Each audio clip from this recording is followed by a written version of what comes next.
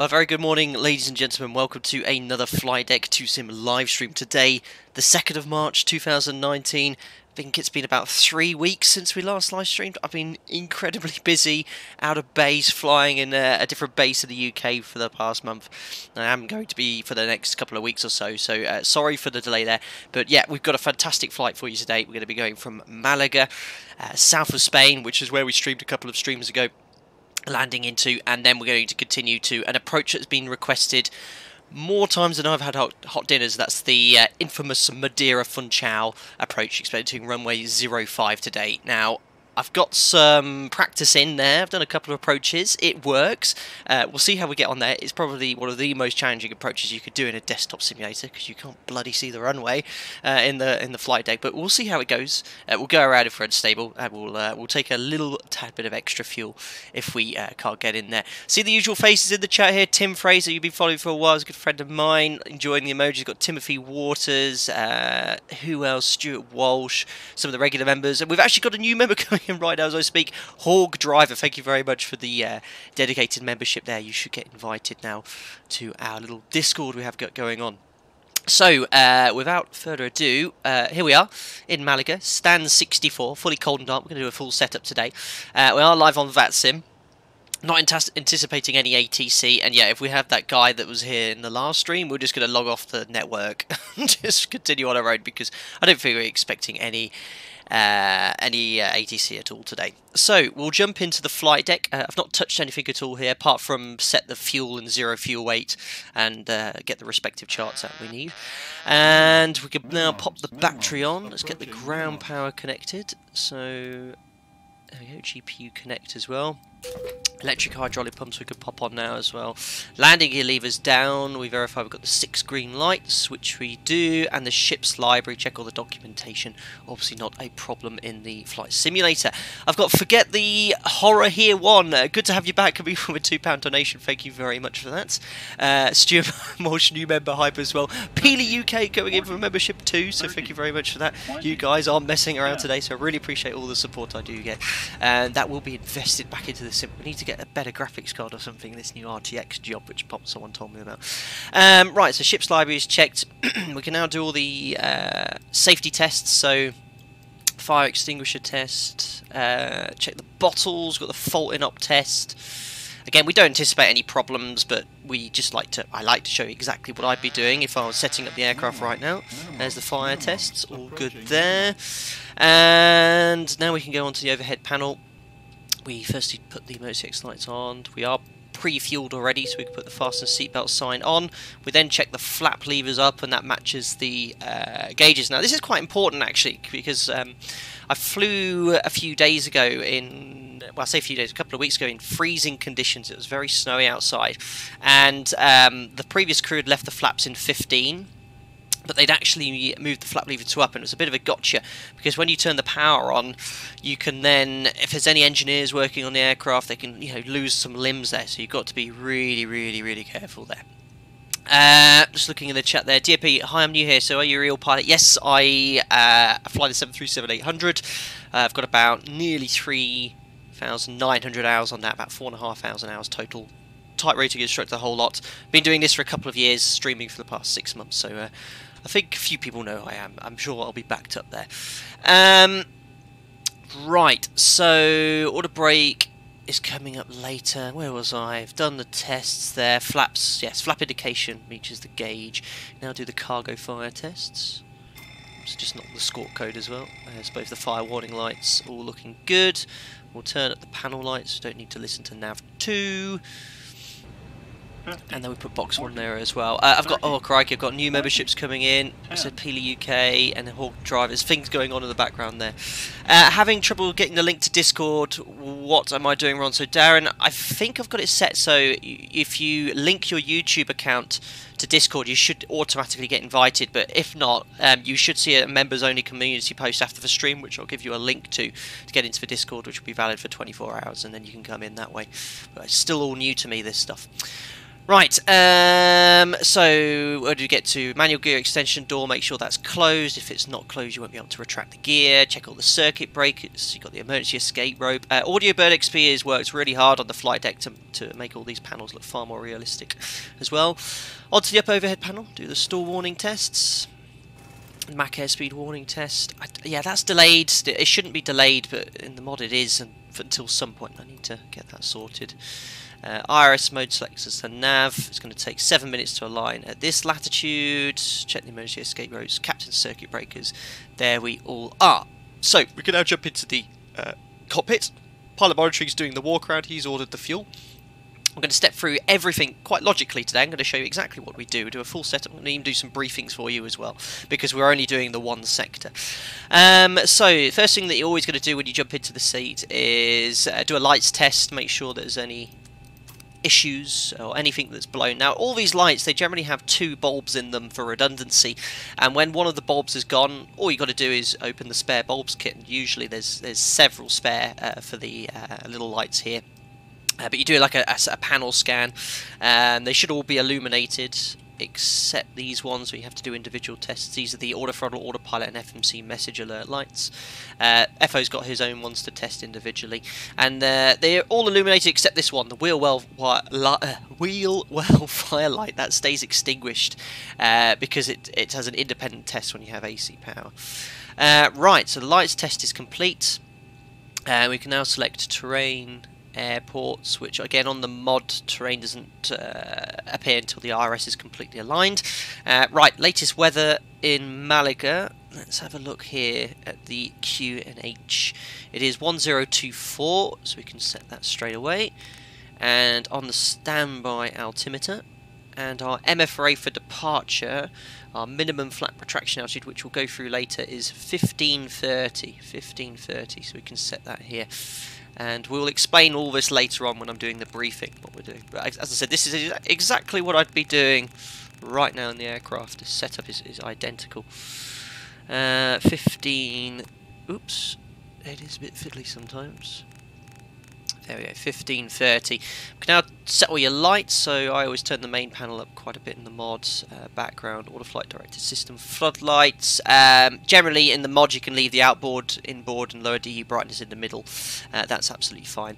And now we're coming straight into the FMC. So what we're going to do first, if I go to Avi tab and then airport, we can, not airport chart, you can see here's the performance, which we're going to step through later. Don't get too excited, guys. This is a screenshot from the Boeing OPT performance app, which I did 10 minutes before I started the stream, just to show you how we do it in reality. Unfortunately, there is nothing in development that I know of at the moment. But here's the operational flight plan we're going to step through. We need a minimum of 8.8 tons of fuel. I put on an extra 800 kilos, which is about 20 minutes flying time, just to allow for my first attempt at the Madeira approach in case we go around. And it's quite a lot of extra fuel to get to an alternate, which is Tenerife south, so we have to take quite a bit of extra fuel today.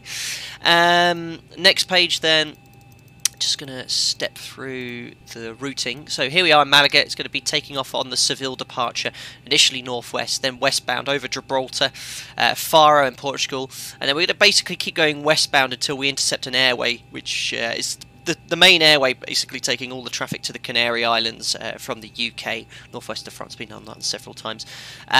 Straight over, is it Santa Pola? There's a line here, then straight into Funchal, Lima Papa Mike Alpha. Now the weather okay is everywhere in Malaga as well, and in Funchal we shouldn't have any issues there with mechanical turbulence. So we can now start punching in the routing information into the FMC. Now I'm going to use the flight plan I've printed out, so I don't have to keep going to and fro.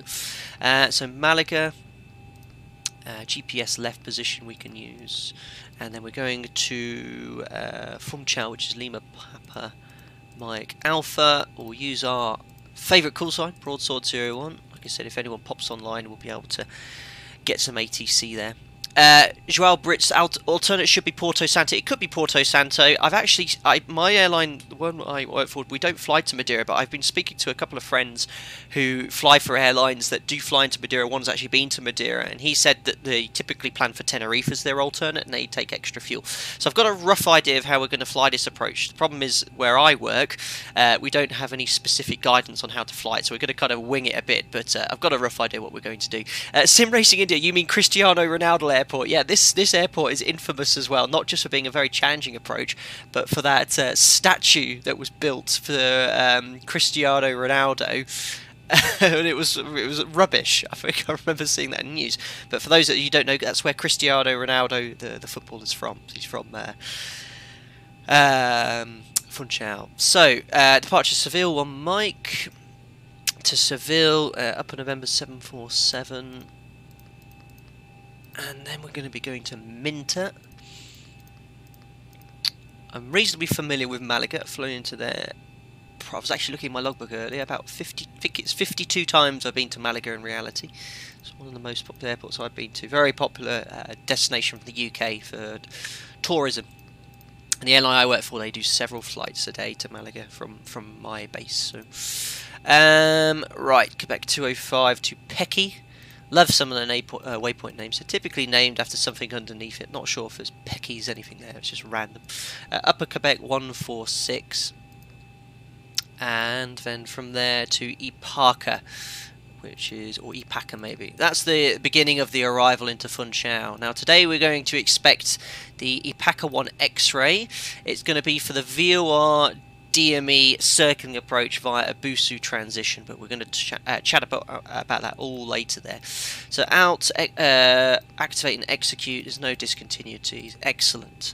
So performance wise, the zero fuel weight 55.5, so we've based this on 132 passengers and some cargo, so not fully loaded.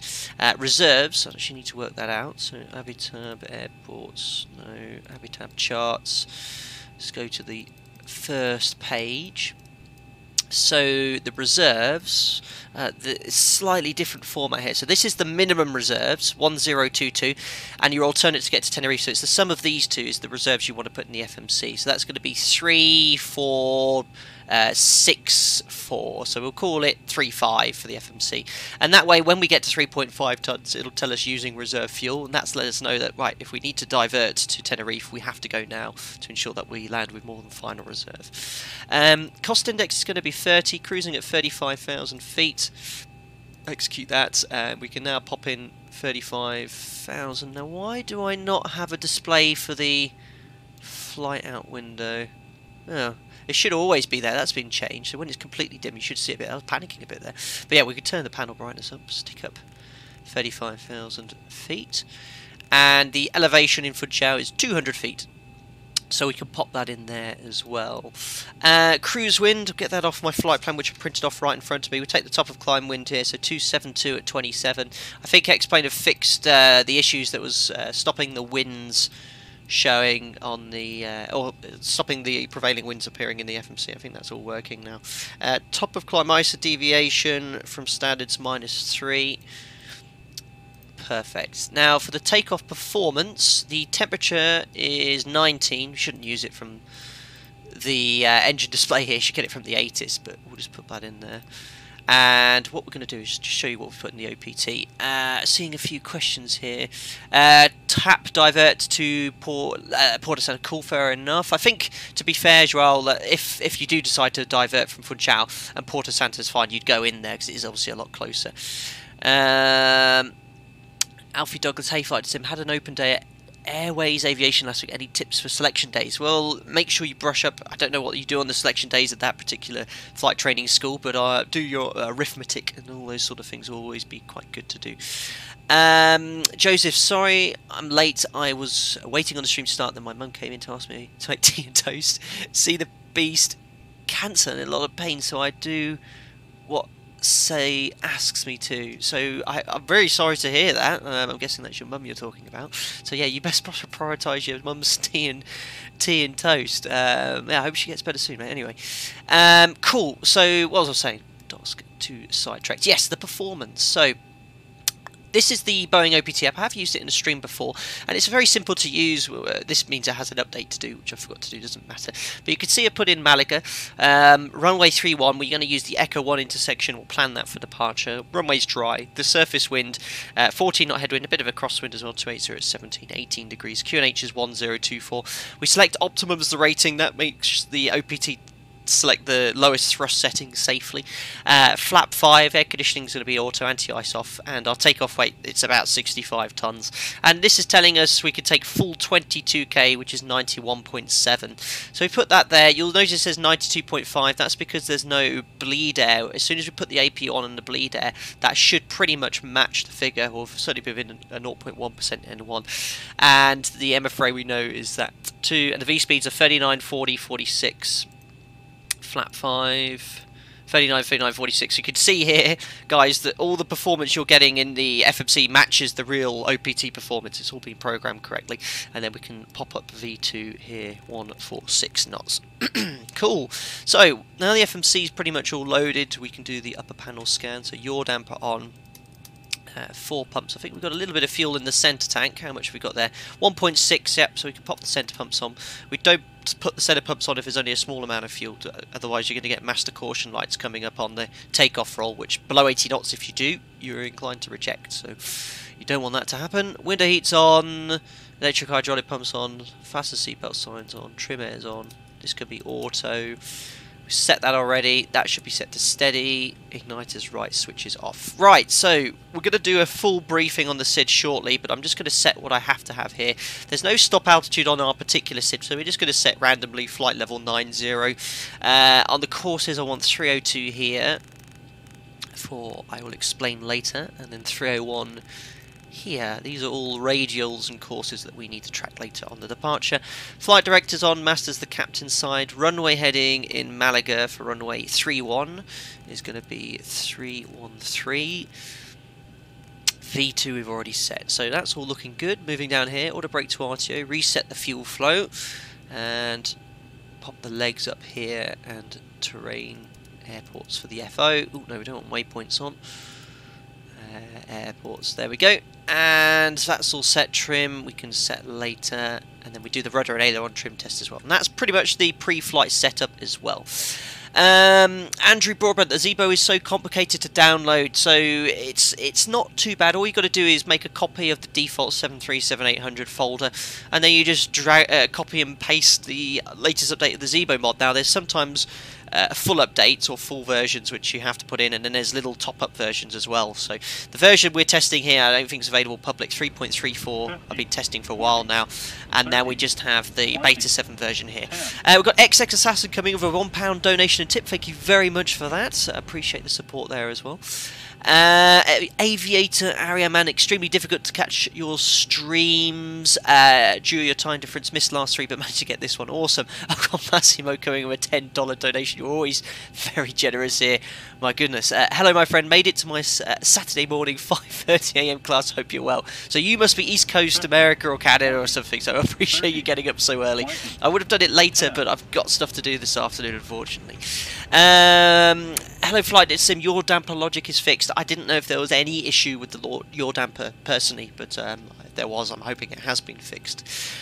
Perfect. So what would we do next? So pilot monitoring would come back, the first officer in this case. We now can do all the briefings. We'd firstly do a route check, so basically you would step through all of the routing information. So he would read, let me show you here, the next bit here. He'd read all this whilst the pilot flying, stepping through the FMC, and it's important then that we check that this ground distance here, the ground distance cross-checks roughly, it's a gross error check with what the FMC says. So we're expecting 772, what do we have in the FMC? We've got 749, so yeah, it's close enough. The reason is because the route terminates at a waypoint, and then we have to get positioned onto basically the approach, and that's not in the FMC yet, so we're happy with that. We also make sure that the reserves amount, remember the reserves, which I can't remember what off the top of the head was, it was the sum of these, in this case 3.5, we make sure the fuel on arrival is more, so in this case we're going to arrive with 4.8 tonnes, we need a minimum of 3.5, so that's absolutely fine. Steve Mayer, how are you? Morning, hope you're okay. Of caught up with you on Discord. I'll get some messages back to you as well. Carrying Boeing performance tool, including the tab now. No, unfortunately not. That's just a PDF screenshot of what I took earlier just before the stream from my EFB, my electronic flight bag I have for work. So we've checked the routes. That's all looking good in the FMC. We now do a instrument cross check, so the pilot flying will read this, the PM would check as well. So we've got time, it says UTC 10:06. We are, oh no, hold on guys, we're not live time, we should be. Give me 2 seconds here. Where is the flight manager? Flight configurator. Give me 2 seconds there, customize. Done. Apply changes. There we go. Now we are live time, 10:52. UTC. QNH is 1024. It's indicating 40 feet. MFRA is 1530. Flight director's on, and all the standby instruments are set. And obviously, if there's any discrepancy between the FOs and captain's instruments, we would have to obviously get that rectified prior to departure. We now do a brief takeoff briefing. So today it'll be a left-hand seat takeoff for runway 31. It's going to be a flat 5 departure, noise abatement departure procedure 2. We then brief the emergencies, which for the first time I'm going to do during the stream. So the captain would say above 80 knots we only reject for fire warning, engine failure, predictive wind shear warning, or if the airplane's unsafe or unable to fly. And if before V1 I call stop, I'll close the thrust levers, disconnect the auto throttle, apply max manual braking, verify operation of the RDO auto brake, manually raise speed brake lever, select max reverse thrust, bring the aircraft to stop and set the parking brake. The first officer would then say to the captain his actions in the event of an RTO. So if you call stop, I'll know the brake's on speed, call speed brake up, speed brake not up, call thrust reversers normal, abnormal indications, verify actions, complete calling emissions, call 100 knots, 80 knots, 60 knots, runway distance remaining, order brake disarm, and then select flat 40 after parking brake's been set. Then inform ATC of the reject. The captain then would explain how to identify the failure and read the evacuation checklist if we need be, which is on the QRH, which lives here.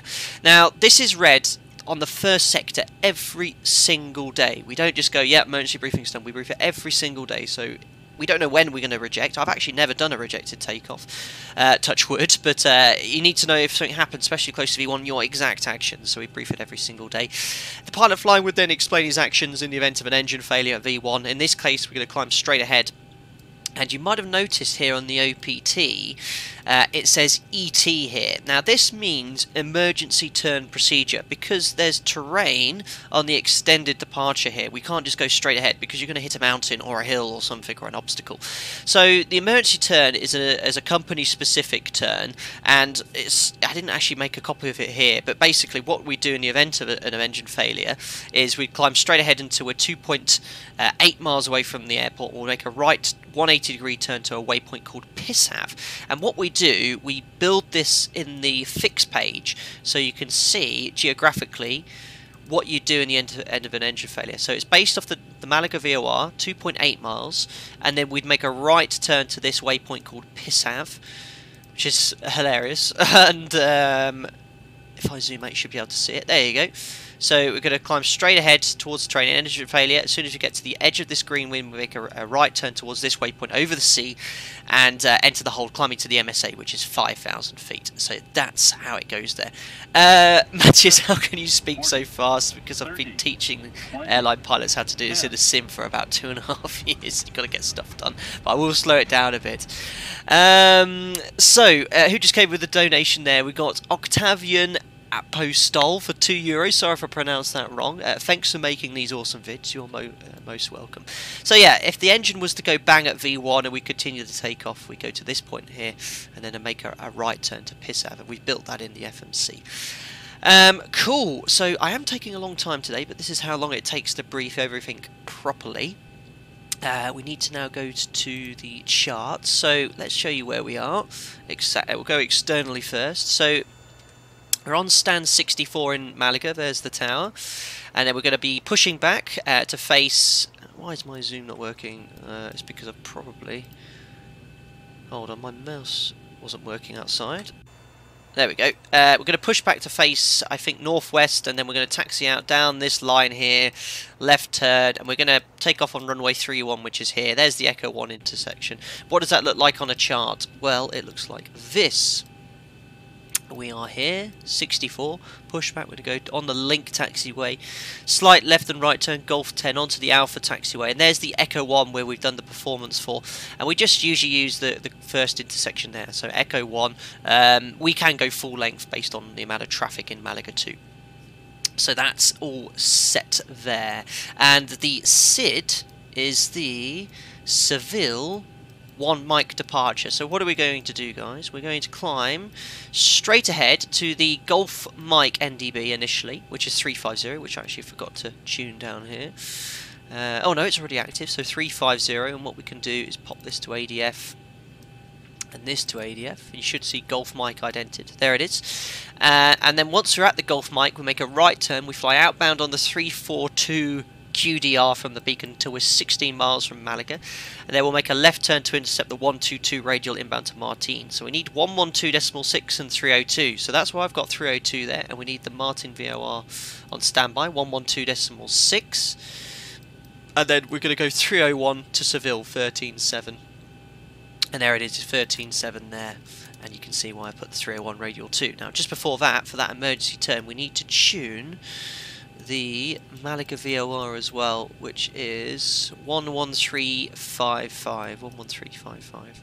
So I hope that sort of makes sense. On the departure I'll be showing you what we're doing, but this just ensures that in the event of us losing the FMC, we've got something to follow here. It's a conventional departure there. Cool, so that's the SID briefing complete. Wicked. So what we need to do now is get the APU fired up. And whilst that's fired up, we can then get the pushback organised as well. So we go to home. Avitab, no, where is it? Ground services, better pushback, pre-plan. So we'll do something like that. That should do us. Enter. There's our little Spanish friend who's off his siesta to come push us back. We'll put request pushback now as well. Cool. Godayton, when will you be promoted to long haul? Well, we don't have a long haul operation at the airline I work for, and I have no intention of flying long haul. I could barely manage doing a Tenerife back from the UK. That's 4.5 hours sat each way. Not for me personally. I think when I joined the airline I work for, like most new pilots, you always have the ambition to go long haul. But as cool as it would be to say I've flown a wide body jet, for personal reasons I've got no intention of jet setting away all over the world. Jamie Wallace, how are you? I've seen you pop up a few times. Does 3.34 include the new N1 N2? Yes, it does. We've got a fantastic ability now with Laminar Research, and I explained they developed a new N1 N2 simulation. So the thrust behaviour now, I'll try and show you, is really realistic. It's really good. Cool, so we'll put the APU there on, and now we can disconnect the GPU. Perfect. I just want to demonstrate, remember we talked about the takeoff performance here. You see how the thrust is 92.5. If I get the Boeing OPT out again, was it charts? There we go. So we're looking for, what was it? We said 91.7. Look what happens when I put the APU bleed on. 92.5, 91.8. There you go. So it's now within 0.1 because we've now got the bleed duct pressure. That's how it changes. Cool, so we don't need the OPT app anymore. We will need the OFP. And we'll keep the taxi chart out for now, which is this one. Cool. So, F11. There's no one online except this guy here, so we're all fine. Right, release parking brake then. So we need to do the before takeoff checks. Below the line, so air conditioning packs are off, we've got the AP bleed on, anti-collision light on. Oh, for a bit of realism, hold on, I should have done the... I always forget to do this. Start flight leg. So yeah, they're boarding. There's all our passengers. You could so tell that guy is spying on you with his one eye. Oh, jeez. Right, so now if I just put the anti-collision light on, it should trigger the fact we're about to push back and stuff. There we go. So... parking brake we can now release as well. Well, I've forgotten that. Release and out off. There we go. Let's get going to FUNCHAL. Jonathan Irons, hey man, great videos, thank you very much. Do you find the turning circle on the ZIBO realistic? Yeah, I think there's sometimes a few issues in certain turns and stuff, but it's not too bad there. Andrew Broadbent, what is his airline? A common question, one I do not disclose, if you could respect that as well. Just for personal reasons. The airline I work for do know what I do. They've given me full permission. They even say, yeah, no problem telling you who I work for, but I just keep that bit outside of the streams there. It might be very obvious who I work for, or who I have worked for, but something I keep very quiet. Now, cool, so we're pushing back nicely, ahead of schedule. Cristiano Ronaldo, imagine he's on board going back home. He's just had a holiday in Malaga, and he's chartered our airline. And what we could do now is start the engines. Now, because we've got this new N2, N1 thing going on, the engine starts are a little bit more realistic. They are basically... there's been a few changes here. Now, we need to fine-tune it, but you'll notice, look, it slows down a bit. That's not quite realistic. Then it speeds up. That's just something that needs to be fixed. But otherwise, the engine start time is pretty much bang on now. Start, leave, to idle, detent. The engine acceleration now is getting to be a lot more realistic. ZIBO's been very busy fine-tuning that. So we're just monitoring N2, fuel flow N1, EGT, making sure it doesn't shoot up towards the red line. Maybe a little bit still on the a little bit quick on the engine starts, but not too bad. So 2 has all been started. We can now start engine number 1. Operation complete. Set parking brake. Okay, parking brake is set. Disconnecting tow. Stand by. Perfect. Yeah, it's just... Oh, I love X-Plane. You know, guys, I've been so excited about doing this stream. I was like, yeah, I'm off this weekend, I can stream. Really, I really love doing this stuff. Cool. You can even see the guys now through the window. God, flight sim is so good now. Right, anyway, idle detent. I did see someone had a question about... the A pumps. Yeah, James O'Dowd, flight sim, A pumps on or off for pushback. So it depends which airline you work for. Years ago we used to turn the A pumps off, now we don't. So long as there's a bypass pin in, it makes no difference. So yeah, we leave them on for pushback. So ask the question about dual bleed, that's completely fine for engine start. We always leave the engine bleed on. When you have this configuration though, it is vitally important that you do not advance the thrust levers though beyond idle, otherwise you're going to damage the APU. Cool. Steve May, is passenger Escobar on board today? No, he's not on board, just Cristiano Ronaldo and his extended friends and family. Actually, he could be at his Escobar board. We'll see. If he asks for his special meal, we'll know. Cool. So, did I do this? Yeah, I know. I nearly shut off the aircraft with all the power there. So, generators on, APU off, start switches continuous, probe heat on, packs, auto, APU bleed off. That's all set. Flap 5 for takeoff. Flight controls. Oh, better get my rudder pedals on, and my slippers on as well, which I don't recommend using in the real aircraft. Full forward, full back, left, centre, right, centre the rudders, full left, centre, full right, centre, recall. I've already blanked the lower DU, and then guys, if you're not sure you've done that correctly, as I always mention, make sure you read this before taxi checklist before you get moving, because that will ensure that the aircraft is correctly configured for takeoff. We always read it on the line, obviously, but we're not going to do it here. Alright, trust myself, but I would never do that in reality. Cool, I felt I was going to say something, but I can't remember what now. What was it? Not sure. Anyway, we'll commence taxi again. There's no one online, I don't think. Nope. So, as I said, we're going to taxi from here, 64, going northwest, left onto the Link taxiway, slight left and right, Golf 10 onto the Alpha taxiway, and then we'll probably go full length, but we have got the performance to take the Echo 1 intersection there. I've got Remarkable Lee coming with a £6.66 donation. Cheers for helping me learn how to fly heavy metal. Love it, love it, love it. Thank you very much for the tip and donation. You're you're most welcome there, thank you. Perfect, right, so let's release the parking brake config check. There we go. So that's a little quick. So when you add thrust with low thrust settings, it takes some time for the engines to spool up with a lower thrust setting. So if you were to have idle thrust at 20% grad idle, and you were to firewall it to 40%, it would take 6 seconds to get there. So that's a little bit fast at the moment in the mod, but in flight, the thrust response feels really, really good there. Cool. So we're in the apron here, just keep the taxi speed to around 10, absolutely maximum is 15 on the apron, and then on the taxiway we can go up to 30 knots there. Just getting an update on the latest weather in Malaga. Cav OK, winds 270 at 15 knots, 20 degrees, QNH is 1024 still there. Cool. So when you're taxiing, you want to kind of keep the nozzle slightly behind you, like in most commercial aircraft, so you just want to overshoot the turn slightly. So it looks like we're overshot, but the nose wheel should be pretty much on the nose on the centre line there. Joachim Hamfield, anyone know what performance tool I used? It was the real Boeing onboard performance tool from my work EFB. It is not available publicly, I'm afraid. I'm really sorry about that. You'll see me use it in lots of other of my tutorials and streams, but it just allows me to show you how exactly we calculate the performance. Regarding replacements that are available or alternates, there's somewhat called TopCat. I don't know how outdated that is. I don't know what you guys use or have to use in replacement for the official app. There's a few other things available. Joao, you're a natural communicator. You should consider going instructor mode. Well, I am an instructor. I've been instructing for 2.5 years in a level D simulator how to teach people, certainly new cadets, new flight crew from other airlines, how to fly the aircraft. So I've got a bit of instructional experience, but sometimes, and I must slow down, when I'm doing things like this, I can talk quite quickly, presuming that you understand what I'm doing. I've just taken the wrong turn, so I'm going to cut across the apron because I'm not concentrating.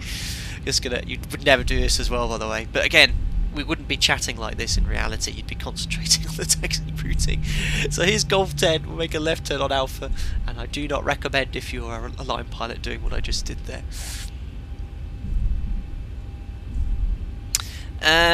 Oliver McVitie Wells, is this a realistic camera view for the 737? So what I've got set now is, for me, it feels pretty good for a desktop simulator, certainly from this seat, the right hand seat as well. I've got this position. You want to have it so you can just see a tiny bit of the top of the glare shield there, and just, you should be a little bit low, just about to see the auto brake disarm light. Same for the captain. Look, for me, this view is really nice because I can see all the indications I'd expect here, so I've got that set. What I can do, I'll share my if you guys want to have the same, I can share the preferences file for explain for the, and that should have all the views set down. I have everything on the number pad. So 1 is captain, 2 is MCP, 3 is FMC, 4 is overhead, etc. I've got a new one programmed as well, 0, which is for the EFB. But this is all default. You don't need any special software here for X-Plane 11. Darren A, nothing to see. Turn away. Yeah, exactly. Yeah, Norco 94 guys, smash that like button. Yes, please do. I always appreciate that. Just thumbs up. They do help out a lot. Yeah, I was really annoyed actually when I announced this live stream and published it on YouTube. Within 5 minutes, I had 4 dislikes, I think, instantly. So people have nothing better to do than to just, I don't know, do stuff like that. Same with that stream where we had that guy spamming us. I mean, I don't understand it, but yeah, as soon as I literally announced it, I went to look at the page and there was 4 dislikes within 1 minute. So I don't know what happened there, but anyway, I'm not really that bothered. I'm just here to give you guys a bit of instruction, a bit of a good time, and I love doing this sort of stuff, as you could probably tell. Right, so we'll go all the way to the end. We'll go past Echo 1 so we could do the before takeoff checklist now, which you find on the control column here. So the config is checked. Flaps, we have 5 green light. Stab trim, yeah, again, for the mod, I just set something random. For me, I'm satisfied with that because we don't have the basic stab trim calculation on the OPT. I could use it, but I'm not 100% sure how to there. I've got a message here on VATSIM. GIA 454 Private, have a nice flight to Madeira. Well, thank you very much, my friend. I hope that could be you there. I don't know, maybe someone's going to follow me. Feel free to join if you do. Thank you very much. Cool. Oh, I have 3 dislikes now. Oh, someone's obviously probably felt a bit guilty. I have no idea. Anyway, cool. So what else we've got left to do? The takeoff briefing. So this is done by the captain, so I'll explain what we say now. So the packs are in auto, the bleeds are on for takeoff. The departure speeds are V1 of 39, VR of 39, and V2 is 46 set here on the MCP. The departure is the Seville 1 mic. We're going to be climbing straight ahead to the Gulf Mike NDB. We're then going to make a right turn outbound on the 342 QDR to intercept the 122 radial inbound to the Malaga VOR. Correction, not the Malaga VOR, the Martin VOR, and stopping the climb at flight level 90. And there is the emergency turn, so if you have any major problems, we're going to climb straight ahead to 2.8 miles, make that right turn to Pissav, climb to 5,000 feet. That's reviewed, and then the cabin, all imagine, is secure. The before takeoff checklist to the line is complete. Cool. So that's exactly what we do. We cover all these situations, we brief every day, we know in our heads, both the captain and FO, exactly what we're going to do on departure, which way we're going. If there's any problems, we're going to do this, if this happens, that, etc. So that's how we get ourselves maybe as prepared as possible. Maybe 3 prepared fans on board. maybe. Oh dear. Anyway, well, no ATC, so I'm on Unicom, I think 122.8, so I should probably send a message saying I'm taking off, but I'm happy there's no one around. So, before takeoff checklist, below the line, so imagine we've cleared to take off, lights are on, strobes are on, and we want auto throttle, LNAV, transponder to TARA, and the weather radar on. So we can now do the before takeoff checklist below the line, which is MCP is set, transponder set to TARA. Did I do that? Going balmy? Yes, I did. Strobe lights are on, and the landing lights are on before takeoff checklist is complete. I just like to get rid of the control. Approaching 3, cool. 1. So when we have performance from a different intersection, usually there's a requirement to do a 90-degree lineup, so you keep going forward and then make a turn. But because we have the performance, we could just follow the taxi leading lights and that minimises runway occupancy if there's an aircraft on short final. Cool. So just before we get going, see if there's any messages. On runway 3, 1. So RAS was confirmed on the correct runway. Heading matches the track, so we know we're pointing in the right direction. Cool, so we'll just set the parking brake for a second. There we go, so flying drummer, what's new in this beta version? So if I put exclamation mark ZIBO, you'll be able to see all the information here. It's a big change in the N1, N2 relationship, and engine thrust behaves a lot better as well. Mark Sputnik, you've always donated and tipped in. Again, really generous. So cool, I once asked if you'll ever land on Madeira, FUNCHAL. Thank you. Yeah, this has been requested a lot. Someone requested it on the Discord, so I said I'll comply. Greetings from Zurich as well. Awesome, so let's get going. So let's start the timer, set the thrust to about 40% N1. That's really quick. It shouldn't be that quick. That needs to be adjusted. Anyway, that is stabilised. Done the timer. So push toga, set takeoff thrust. Let's get going, guys. So looking for 91.8%. It's just stabilising there. Takeoff thrust set indications normal. Using a little bit of right rudder to maintain centreline. 80 knots. Checked. So we can now neutralise the forward pressure on the control column. You can see the wind appearing now on the ND, slightly from the left. That's why I'm having to use right rudder to maintain centreline. Hand off the thrust lever V1, rotate, nice and gentle, keep the rudder in to maintain centreline, keep the wings level with aileron, and then neutralise the controls. Positive rate of climb, gear up. When I say neutralise the controls, neutralise the rudder, don't let go of the control column. Okay, excellent. Positive rate of climb, gear up. There we go. Look at the drift as well. God, it's so cool. Awesome. Right, onto the flight directors. 1000. That's it, so command A and then we'd bug up. So again, a little bit aggressive with the pitch down, better than it has been in the past, you probably feel that. There's V2 plus 15, so we can now select flaps 1.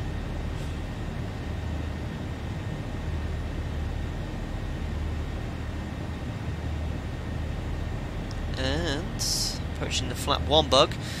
You can select flaps up. So remember what I said, if you had an engine failure, we'd be going straight ahead to this point here and doing a right turn. If we carried on going straight ahead with a poor rate of climb, look what's ahead of us. You don't want to be going towards those, but obviously with 2 engines, we have the climb gradient required for the SID. Andrew Broadbent, what do you mean when you say below the line? So if you look here on the control column, there's a dash line here, which divides the before takeoff checklist before the line and above the line. It's something the airline I work for has as a check and a flow there. Cool. So there's the right turn over the NDB. You can see the needles swinging over. There it goes. Bluff. And then the tail of this needle is going to be on 342, which is the outbound there. So you can see that the tail of this will eventually get to 342. Right, so we can now select VNAV, set standard as we're climbing to a flight level. Passing 3.8 for flight level 90. We can set that to standard 2, and then the after takeoff checklist. So engine start switches to auto or off. landing gear to up and off, auto brake to off. Now carefully check the air conditioning and pressurization. So we've got differential pressure increasing, 2.2, altitude's climbing, and auto, duct pressure's fine, temperatures are good, they're all set. And then we've done the float, so you just read all these to confirm they're in the correct position. And then the altimeters, we've got standard set, passing 4-8 for flight level 9-0 after takeoff checklist is complete. So you can also push the reset button, which clears the MFRI there. Cool, Joao, estimated time of arrival, I think the flight time should be about 1 hour 55, 2 hours, so 11:17 will be touching down at around 1:15 UTC, UK time as well. Pokemon guy released Canadian geese into the sim. No Sully today. Right, well there's no ATC, so what we're going to do, we're going to go all the way up to our cruise level, which is 350.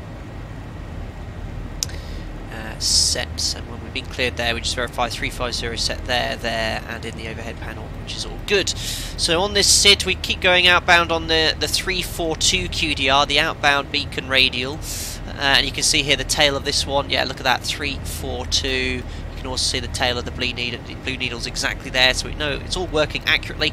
And then we're just going to make a left turn to intercept from 16 miles from Malaga, the 122 radial inbound to Martine. So once we get to that point, we'll tune the VORs up. Eunice Boozelfane, does MCP speed change automatically after getting airborne? No, so it stays in toga. When you engage the autopilot, level change engages, and then you accelerate the aircraft there. I've got Hawk Driver coming in with a 10, I think that's Australian dollar donation. Thank you very much. Long-awaited donation.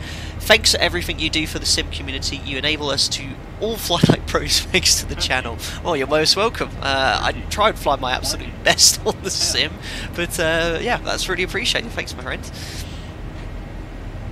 Simon SB, what does the company I work for think of my channel? I have absolutely no idea. A few of my colleagues know about it, but it's usually they've heard about it from word of mouth. They all think it's hilarious personally, so I have to be really careful what I say. Awesome. So there's flight level 100. We can now do the pre-cruise check. So fuel 6 pumps on, lights we can pop off, APUs off, pressurization 4.2. And that's all set. Seat belts, we can pop those off. We'll release the cabin crew as well, should have done that earlier. Do a recall, there we go, pre-cruise checks are complete. And there's the view out the window.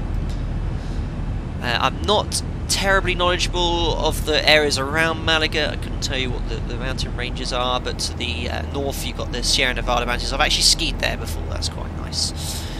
Very, very nice. This is all Ortho XP, base level 17. Fantastic looking scenery. Excellent. And everyone's looking very content. Even in economy class. Brilliant. Francis, any news about the coming 737 MAX or FX plane from ZIBO? Now, I'm not 100% clued up on the MAX. I think it's from a different group of people. I think there's a beta version of the MAX out. I've not flown it or tried it. I'm just testing the ZIBO mod, and I think that MAX uses the ZIBO mod software. I'm not 100% sure, but no, I have no idea about when that's going to be released or any information about it. Captain Jacob, what's new on 3.34? It's further changes to the flight model. Engine thrust is a lot more realistic as well, apart from spooling up, so a little bit quick at the moment. Little fine-tune changes here and there. It's Rage YT, how are you? Always see you pop up in the streams. How is the LNAV with 3.34? Fine, I've not had any issues. I tested this sector yesterday just to have a look and practice the approach, and I had no problems to report. Hawk Driver, any chance of you ever doing an approach into London City in the ZIBO? I don't think you could get a 7.3 into City because it's a 6-degree path, and I think, unlike the Airbus, this aircraft is extremely slippy, even with landing flap out. I don't think you'd be able to maintain speed accurately, certainly with no tailwind, and certainly not with a short field performance version of the 737. So I'll look into it. If one has landed there in the past, probably has, I might give it a go for a bit of a laugh, but yeah, it'll be a challenge for sure. Like, no different to this approach, really. This will be challenging in its own way. Oh yeah, so as I said, we were going to tune the VORs, weren't we? So There we go. We can pop off the ADF now. So we've got Martin and Seville. And yeah, you can see we're outbound on the radial. About to go over the beacon, so you'll see the needles swing. And you'll see here that the DME distance doesn't go to 0 because it's based off a slant range. So we're 2.6 miles above the VOR, and then it'll start increasing. And there we go. So we're now inbound on the 301 radial outbound, or the 121 radial inbound to Seville 13.7, which is straight ahead of us. Yo 2615, there was a Boeing business jet that landed into City. Ah, okay.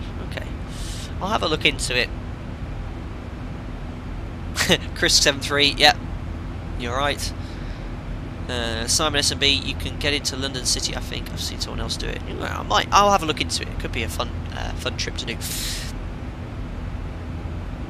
Mike Patterson, hello. I've heard about pilots dialing in a few degrees of rudder on the dial on a pedestal. Is this true? And if so, when would one use it? Very good question. So in a desktop simulator you shouldn't have any issues because it's all programmed to be neutral, but the real aircraft, we like to say they're a bit bent, you know. Sometimes you might be flying along wings level going in a straight line, and there's a little bit of roll on the control column. So if you've got a little bit of roll, let's say it's showing about 1 degrees right, you would just use a little bit of right rudder trim to balance that out. So you just move this to the right. So yeah, I'd say, how often do we use it? Not terribly often, but sometimes you use a little bit of rudder trim to keep the control column centered. Same with light aircraft, you often have to fiddle with the rudder trim. More so on a single engine piston, because they have obviously the torque effects from that. You know, the aircraft always wants to yaw to the right when you add power, so you're always having to fiddle it there. A1 Igri, hello, I'm Portuguese. Have a nice landing in Madeira. Thank you very much. Bon dia to you.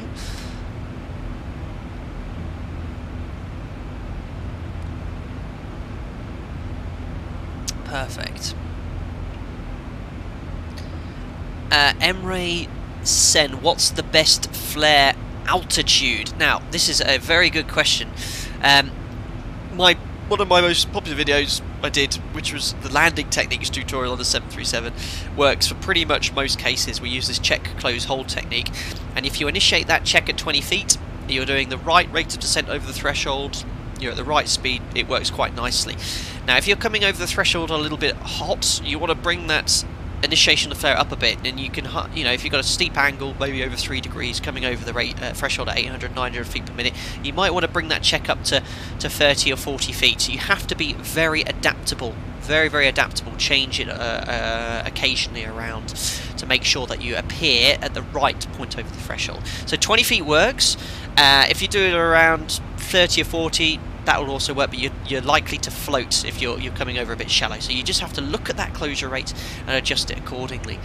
It says on my stream my video output's low, so let me know if you're having any problems hearing or viewing me. My other half's been told not to watch Netflix until after I pass streaming, but I've got pretty good broadband here, should be able to cope with everything. Anyway, someone called Chewy. Chewy's here. I know Chewy, he's a YouTube person. Yeah, hello. Hello folks. He's a Twitch though most of the time, I think. I remember him commenting on my videos a long time ago. So hello to you.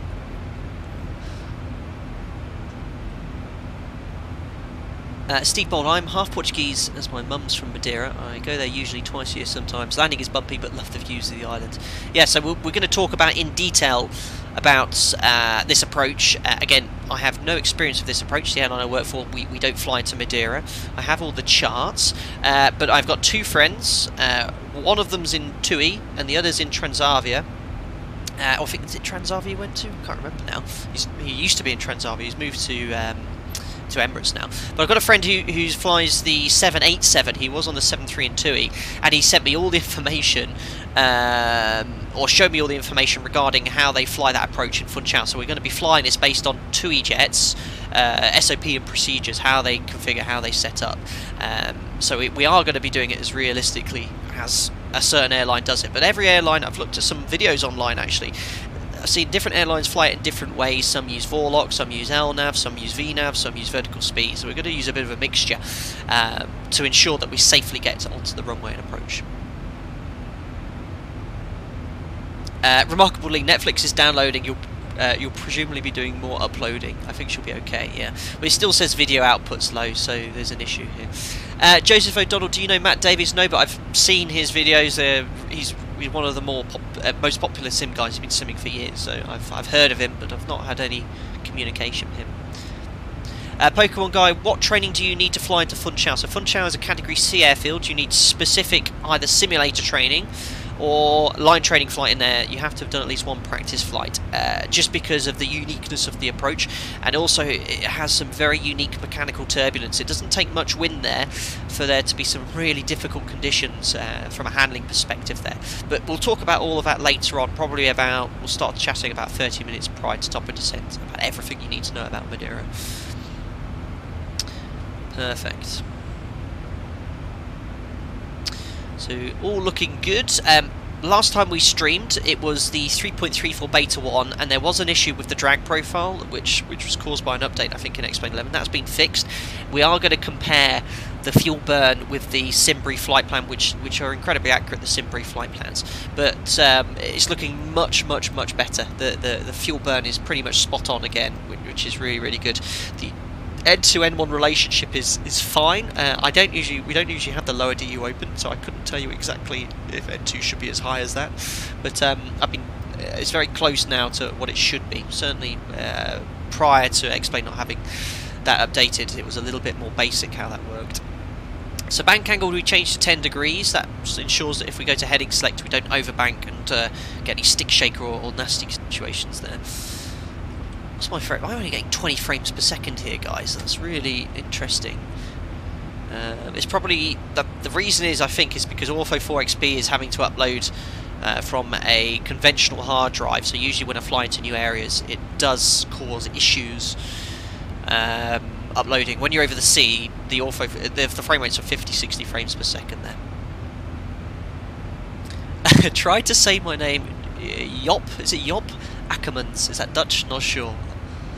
Darryl Lyons, hours on type. 737 right now, I think 3. Oh, I'll tell you, hold on. So I've got my logbook behind me. I can tell you exactly how many hours I've got on the 737. I've nearly filled in my second logbook as well, guys, since I started my flying career. Right now, exactly on the 737-800, I have flown 3,808 hours and 43 minutes. There you go. Very precise for you. Total flight time 4,600. So that's what my real world experience is. 1,200 hours also instructing in a level D simulator, which you can't count for your separate hours, but it's worthwhile noting down. So 1,200 hours instructing in a level D sim. Cool. So there we go. The SID's pretty much terminated now. We're about to fly off the charts, so we can close all the Malaga charts, and we'll obviously look at Palma later. And here we are geographically. I wish I had this in the real aircraft, a little interactive map. We're right over the Spanish city of Dos Hermanes. Very nice. I think I pronounced that correctly. You can just about see the outskirts there. And then we're going to continue pretty much all the way over. I said we were going to fly over Gibraltar. I was completely wrong. We're not. Overhead Faro, which is an airport I've flown into a lot, and then we're just going to continue going westbound until we intercept an airway. In fact, I've actually got the Navigraph charts here to show you. There we go. So here's our actual routing. If I put the follow aircraft thing on. So we're going to basically, we're not actually flying over any airway here. This probably could cause some issues in reality, but not to worry. And then we're going to intercept the Quebec 204 radial. Now we're not actually flying in oceanic airspace. This is all controlled airspace with radar by Lisbon. This is a common route from the UK to Canaries. The Tango routes, Tango 16, Tango 13. These are oceanic airways, so you have to have a HF radio to communicate with ground controller there. So that's that. Cool, and here we are approaching 35,000 feet in the cruise. And this is the time where you have your breakfast, have a little time to chill, have a chat with your colleague, see what's what, and then you start planning your approach. But we're estimating top of descent at 12:40, so about an hour and 10 minutes from now. I'll probably have a break in about 5 minutes just to catch up with the toilet, and then we'll have a catch up. If you've got any questions, I'll continue to ask them, have a bit of a chit chat. James MP, do you prefer to be in the sim or actually flying? It's a good question. When I haven't flown for a while, I really enjoy going flying.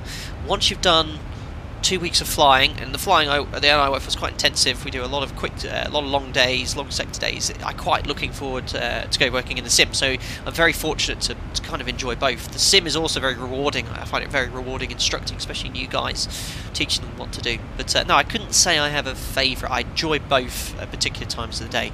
But if the weather's rubbish, there's 40-50 knot gusting winds, visibility's low, as exciting as it sounds, I'd rather be in the simulator, if I'm honest.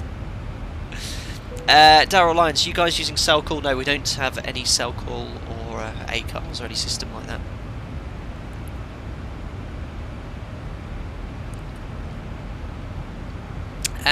Busy Kanubi, do you use Xvision? No, I don't. I think if you put in this plugins, you can see what I'm using. Why is that not? Let me type that in. Plugins. It shows you what I'm using here. And that's, I have no idea why it's not working. There we go. There you go. So you can see here I've got AviTab, which is for the OPT, master caution fuel. That's normal. Center pumps. There we go. So we're using those plugins. We've got AviTab for the charts, got terrain radar, plug-in Active Sky, which is what I use for the weather head shake, which adds a little bit of more realism. Squawk Box for VATSIM and XRAS, and that's all I'm using, guys. And Ortho 4XP, and for me, that is pretty much all you need. Well, for me personally, anyway. And the sim's fantastic. The ZIBO mod is obviously bloody brilliant, and everything else included. So that's why I moved to this sim. Bubblegum SG, how long have you been a pilot? Well, I flew for the first time, learned to fly when I was 15 years old, flew gliders when I was 16, on my 16th birthday solo, did my PPL, all self-funded, selling chickens, which is what everyone finds hilarious on this channel. So flying-wise, technically 15 years now, nearly 15 years. For the 737 commercially, I've been flying 2000 and, what are we now, 2019, nearly 8 years. Christ, when you say it like that, it's crazy how quick it's gone. I don't know where the 8 years has gone personally. You're using X Squawk Box, not Squawk Box. Okay, yeah, that, you know what I meant. Ready Player Gaz, what time is the flight assistance coming around with the drinks? Good question. Escobar's obviously got his special meal to request first, and then he'll be coming here. Now, one thing I wish X-Plane would fix, and I've seen it's an issue, is the clouds flicker a bit. It's a bit annoying. I mean, if you zoom in, it stops, but if you go back and zoom out, you see these flickering cloud textures. Yeah, I know, it just affects the realism slightly, but not a big problem. Oliver McVitie Wells, would you ever consider flying the A320? Absolutely not. No, I wouldn't mind having a go, but I'm very happy at my current outfit where I work, and we are fly the 737 primarily, and that's all I ever fancy flying, really. I don't want to change airline, learn a new aircraft and fleet and stuff, but very happy with the 73. We are big Boeing advocates here. Daryl Lyons, lol chickens, yeah, I know, sold chickens.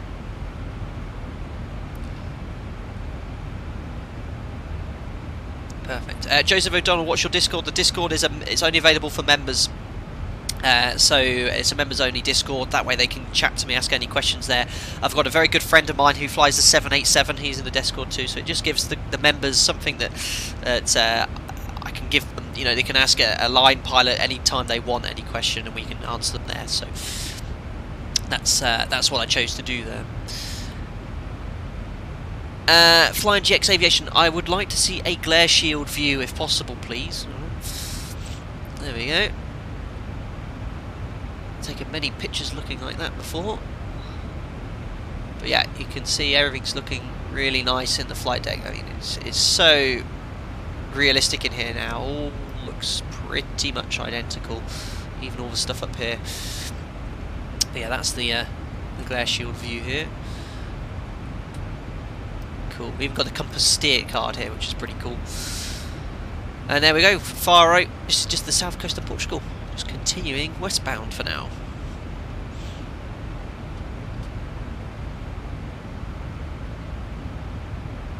Oliver Vitti, would you consider trying the A320 on the sim though? On the channel, we could do. I think that's been suggested a few times. I'm very busy at the moment, and I'm just concentrating on other things outside of work. Outside of the sim at the moment, hence why I'm not streaming that often.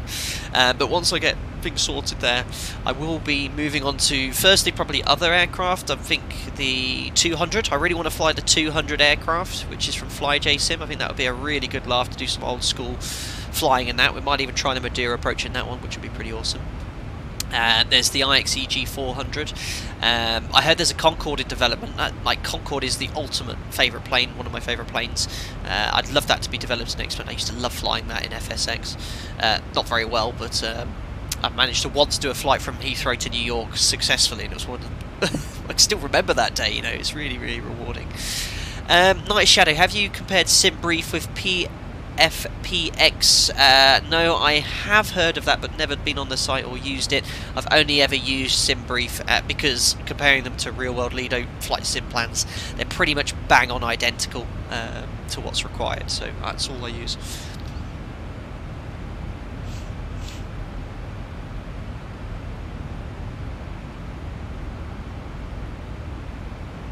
Oh, Joseph, I can't join today. I don't work, don't have any money. Well, yeah, yeah. So this something the members choose. I never, you'll notice, never. I don't want you guys' money. People choose to donate to say thanks, which is great. And people sign up to be members. And one way of saying thanks is to provide this kind of service for them. And I say to them, you know, it's very, very generous, you know, but they all choose to do that. So yeah. It's a funny one to discuss, but drop me a message on Facebook. I still respond to Facebook messages, YouTube comments as well, but it's getting quite difficult to do that now, especially after a video where I get dozens of comments, and I'm usually away at a few days at a time. At the moment, I'm away from home when I'm flying, so I'm out of base, so it does take some catching up. Aaron Icken, Flight Sim, do you know if a 14-year-old can fly alone? I don't think so. Well, I was 16 when I flew solo, and if I remember rightly, that was the youngest age in the UK that I could fly, so on my 16th birthday. So I'd say no, but you'd find that information online easily enough. Hamburger Schnack, would you recommend Active Sky, and if so, why? Well, I've moved to Active Sky when it came out because I used it on a previous simulator. It seems to generate real-world weather very realistically. More so than the default weather, I think, because the default weather changed there. Active Sky also dampens out the changes too, so yeah, I'd recommend it. I've had no issue since installing it, and I think the cloud rebuilding or redrawing is an issue with X-Plane, which I believe is going to be fixed.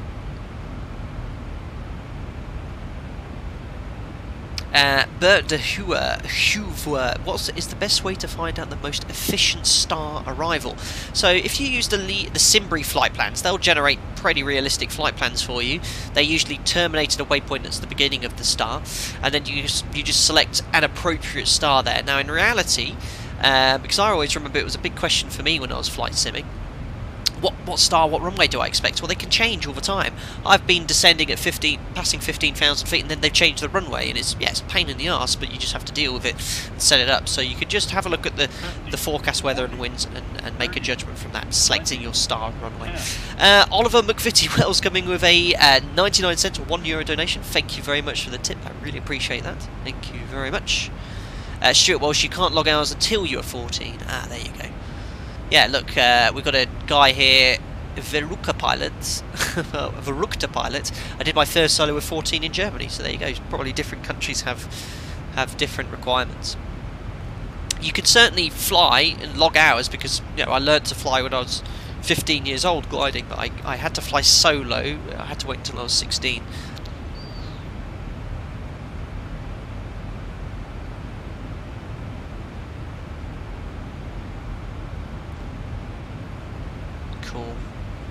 So I'll have a look on the VAT map. I don't know if there's any other controllers online at all, because I usually follow a VATSIM event or something like that, but there was nothing on this weekend, and one of the members said, oh, can we really go to Madeira? And I was like, oh, go on then, we'll go there. So we are. Where is my app on my phone? VAT traffic, see if I can find us. So I can see me. Looks like there's someone following us as well. aircraft in Faro, but no, it looks like all clear to Funchal. There's quite a few aircraft in Funchal, 3 aircraft, so we'll probably land there. There'll be someone on the runway messing around or something, but we'll see what happens. Probably, guys, if there's no ATC, I'll just log off, and that prevents anyone showboating and showing off. Thomas, you sent me the weather in Madeira right now. It's 010 at 10 knots, variable between 330, 050, 10k, scattered 1300, broken 3000, 17 degrees, QNH is 1031. Well, thanks for that. I can preset that QNH now. We'll put that on the forecast page. Cool. You should be able to put it in there, but I think in the mods you have to put a slash for that to work. Cool. Execute. Brilliant.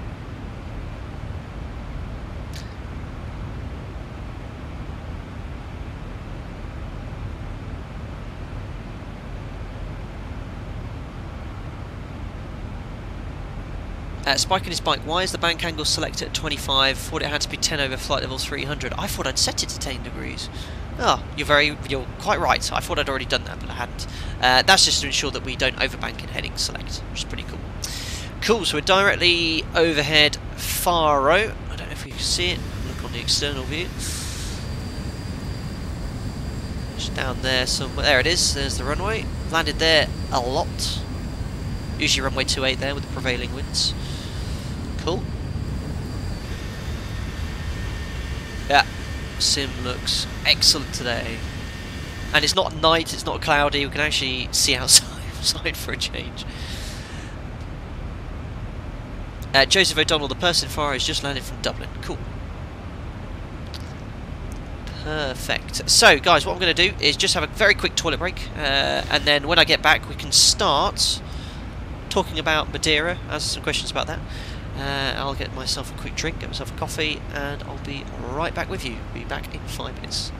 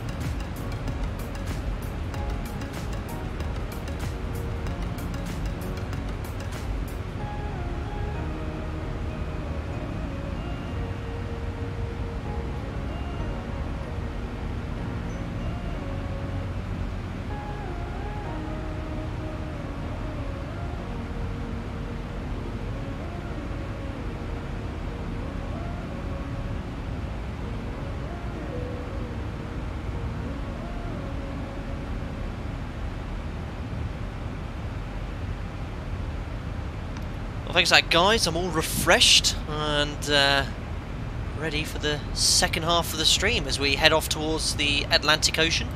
I'll intercept that airway southwest bound towards Madeira. Perfect. So, top of descent, when's our ETA? So, what are we now? 11:47 live time. Top of descent, 43, so about 50 minutes. We'll give ourselves a couple of shortcuts as well. Estimating touchdown at 13:07, so that's going to be around an hour and 20 minutes from now. 20. Thomas Nobregger, is Madeira flat 30 or to break 3 airport, do you reckon? Yeah, well actually the TUI, my friend sent me all the documentation regarding this, they recommend flat 30 for runway 05 here, and yeah, order break 3 to stop sufficiently, even though it's more than enough for braking, but you want to be a bit conservative in your brake planning here. Andrew Broadbent, is it still possible to have the same custom views as you without a number pad? I'm still a bit confused. Well, firstly, I'd recommend getting a keyboard with a number pad because it's much easier to use the number pad to cycle views, but I guess you can still assign views to the numbers on the top of the keyboard. I have no idea, but you just press Control, the respective key, and that will assign the view here. So all mines are assigned, like I said, 0 ZFB, 1 is the captain, 7's cabin looking left, 8's cabin looking right, 9's FO, but it's just really nice if you learn very quickly what you have assigned to what, so you can quickly find what you're looking for. As Bloodline explained. Very good.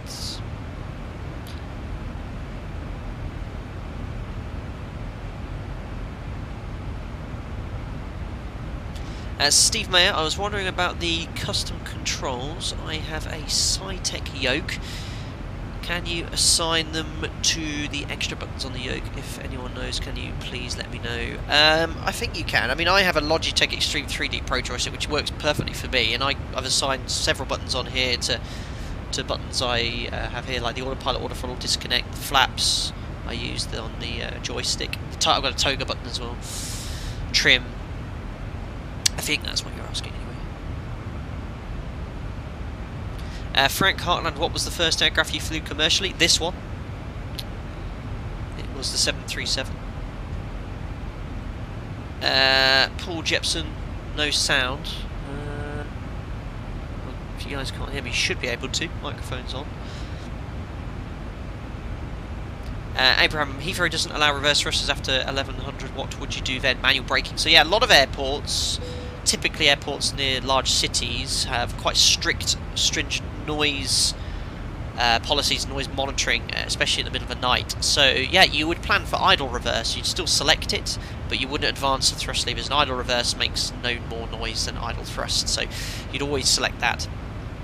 That doesn't preclude you from using reverse thrust. If you need to use it for safety reasons, absolutely, you just file a report to explain why, and then the company can send that to the airport authorities to explain this is why reverse thrust was used. So you can't go off the end of the runway and say, oh, we couldn't use reverse thrust. Yeah, it doesn't work like that. You can absolutely use it at any point. It's just for noise. Reese Farrell, I finally made it to a stream. Thanks for all the content. You're most welcome. So we're saying goodbye to the south of Spain, Portugal. Looking at the right side, you can't quite see anything there. It's a little cloudy. You can see the land there as we head off towards the Atlantic.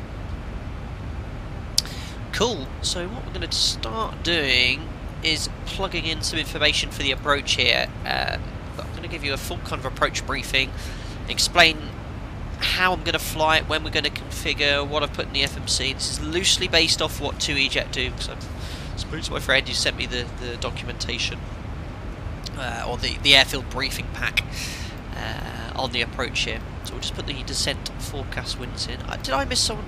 Did I miss a donation? I think I did. Sabatemazvari, you donated 400 Hungarian florins through Super Chats. Sitting in a ski lift watching your stream prices. Well, sorry I missed that, I was just making myself a coffee. Missed that as well. And I think, yeah, I'll leave admitting Wells got you, so thanks for that.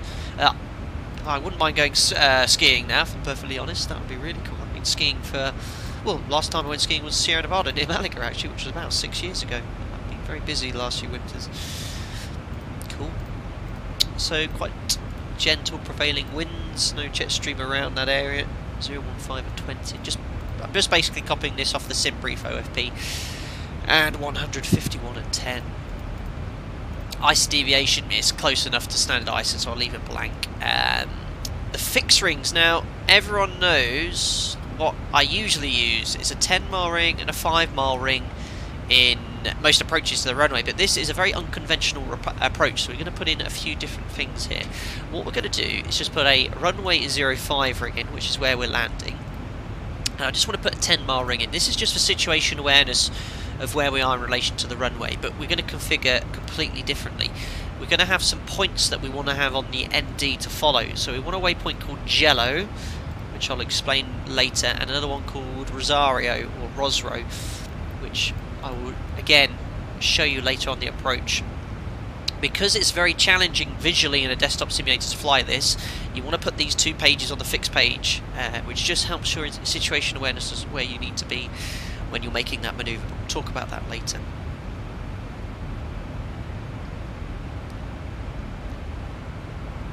I can't pronounce your name, but I see your message there. Hello, Captain from Siberia.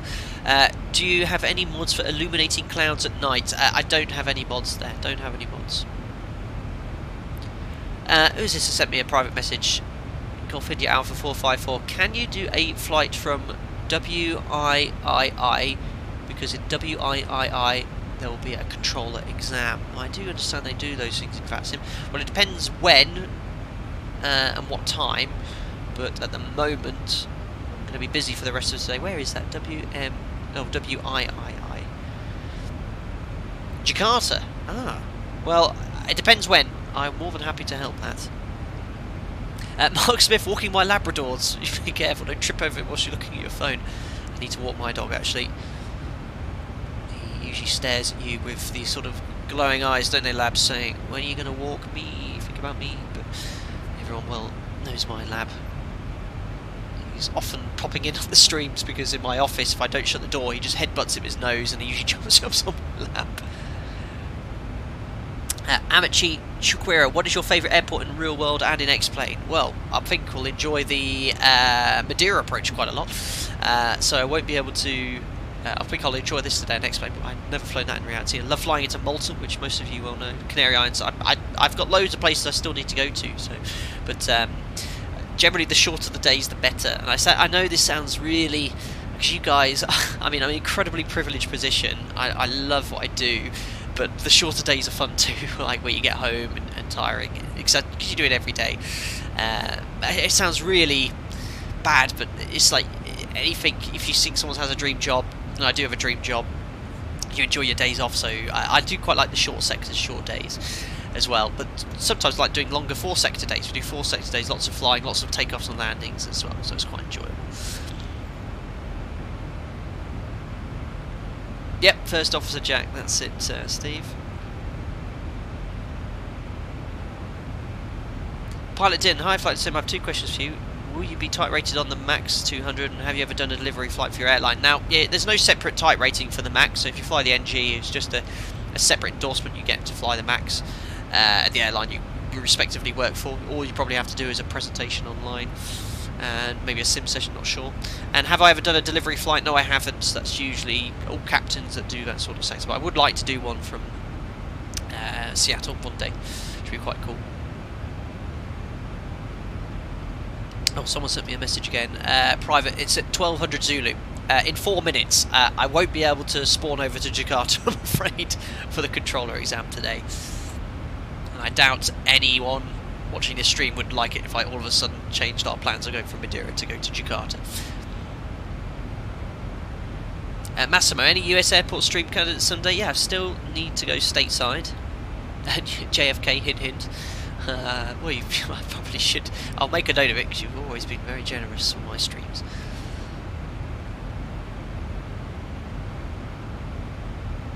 Andrew, you're a legend. Well, some people wouldn't agree with that. Tower exams between 1200 and 1400. Again, it's going to be tight because I've got to go straight. Well, I can't do that, I'm afraid. Golf India Alpha 454 because I've got to go straight out after the stream. Stefan, Hive Light SimBrief generates charts with wind data most of the time.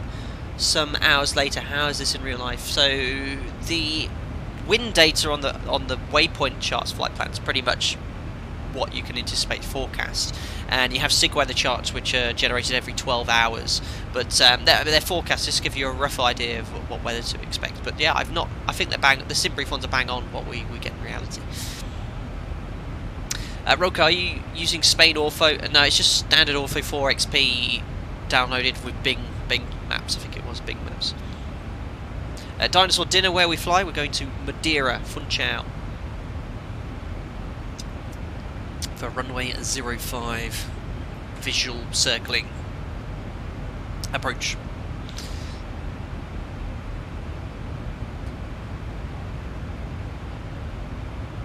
Mr. 8 IT, could you do a completely random flight from to somewhere you haven't been in real life? Well, that's what we're doing right now, because I've never been to FUNCHAL. Just to explain how you would go about it. So yeah, I mean, quite a few of my streams. So we did a stream into Sion in Switzerland, which is not routinely flown into with the 737, never been there. Obviously Madeira now. We went to Zurich in the stream, never been there. But yeah, I'd say probably half of the streams we do are places I don't fly into. Flying Drummer, how was it when you first sat in a real 737 cockpit and flew it? It's exhilarating. It's kind of like a realisation that everything that you've done up to this point is for that point. So everything you've done, your initial flight training, your ground school, years and money invested, and time and effort, it all boils down to that actual first flight on the commercial aircraft eventually, and it's a weird feeling. All I remember is thinking is how bloody high up you are. Like, you're looking down, you're used to being sat in a single engine or multi-engine piston aircraft, and all of a sudden you're in a 737, which is comparatively quite low to a sat down compared to a wide body. But all I remember is like, bloody hell, we're high here. But yeah, it was, I can remember it to this day. 6 touch and goes. There were a group of 5 of us. I went first as well, so I was a bit like, oh, got to do it first time. But it was awesome, really, really cool. And this is a funny thing as well. You do your training in a level D simulator, and when you jump into the real aircraft, to hand fly manually with the flight directors off in reality is a little bit easier than a level D sim. Now, I'm not saying that you guys or anyone that's been on an X-plane or something could jump in and fly aircraft, because it is very different to a desktop simulator, but there are similarities. I have confidence that I could haul any of you guys into a level D sim, get you to fly an approach, give you some basics, and you could do a reasonably good job of it. What would be difficult would be non-normal situations, weather, approaching limits, and stuff like handling there, because it's difficult for even new pilots. I remember when I started line training and flying in difficult conditions, it was very challenging. So it's quite an interesting comparison. But the desktop simulators available, the one we're using right now in this stream, are absolutely fantastic. I mean, this gives me the ability to replicate everything we do exactly as I would do in reality, with no gaps or changes, and if there is, I always point them out. So yeah, look at me having a bit of a rant there, but I say a good rant. Cool. Right, so what are we now? Cruise page 45, still 45 minutes to go till top of descent. I'll answer a few more questions before we start setting up. There we are. Heading off towards the Atlantic. There's the Azores, but we're heading to a waypoint just about here, and then we'll head off towards FUNCHAL, and there we are. That is the island. Perfect.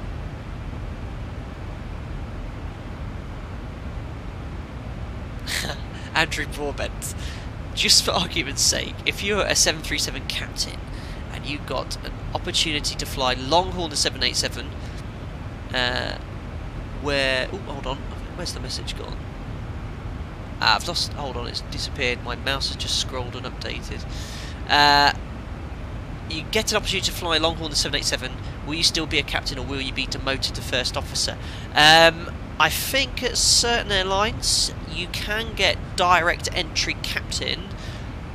That's a good question. I'm not 100% sure. I'd have to ask my friend who went from, he was the first officer on the 731 airline. Oh no, he flew the Embraer, and he went to 73. Now I don't know. I honestly don't know. I think you'd have to go right hand seat initially, get some hours, and then be promoted to captain. I'm not 100% sure. You'd have to look that up online, or I'll ask someone for you. But I probably wouldn't. If I was a captain at my airline and I got the opportunity to fly right hand seat somewhere else, I'd stay here. If I got an opportunity to go straight to captain, probably still stay here as well, because I don't have any intention of going long haul. So yeah, good question.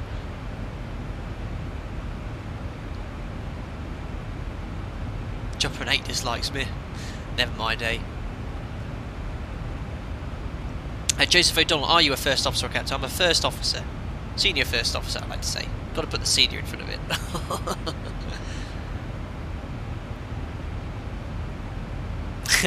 Bartak, I've had the opportunity to fly full sim. Most difficult thing was to find switches, or move switches by hand, not by mouse. Yeah, so there's things you probably don't realise actually. If I look here in the flight deck, so when you put the gear, you don't just move push the lever down, you've got to lift it out and then down. And the same when putting it up, there's like a little catch, so it doesn't just move down as well.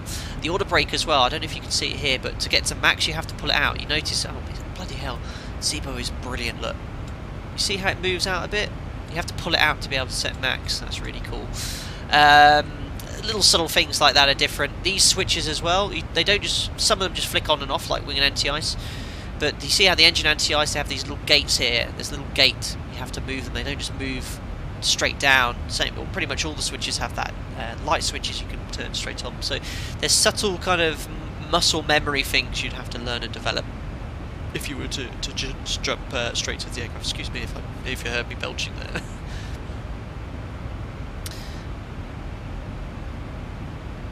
Pegasus, great to finally see the stream live. Did you see the A320 go around in Gibraltar? What would be going through your head? I did see that video. Someone shared it to me on Discord. Yeah, that's an interesting one, because I saw the Airbus reacting to that. There were some quite large angles of bank they used there.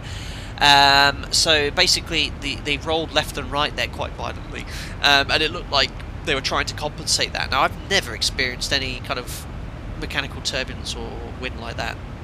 I think they got mechanical turbulence off the large mountain from Gibraltar, but yeah, you just have to compensate the actions with the roll there, which I'm guessing that the pilots did for that on the BA A320. But yeah, that was a nasty one. That was, go around was definitely the right option for sure.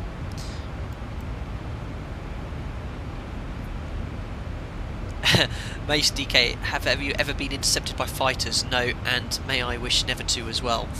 So it does occasionally happen, usually because people have forgotten. Just like we're talking now, you can be chatting with your first officer, not concentrating as much as you should, and you miss a few radio calls. Or what can happen is, say, imagine if you talk to the cabin crew, so they ding us. What we do, we select service, we talk to them, we turn this down, the ATC, and then when you finish talking to them, you go back to VHF1 and you haven't turned this back up, so you can't hear ATC. So that's a common reason for forgetting. They'll try and contact you on the emergency frequency, and then if they can't contact you, yeah, they'll just intercept jets, and then usually the airline's liable for paying for that. So don't want ever for that to happen to you. Dandy, so true about the gear lever. First time I tried out the full sim, I was pushing it down and I was getting angry because it couldn't lower it. Yeah, you have to lift it out the gate first. So there's little subtle differences like that you don't realise when you're flying a sim here.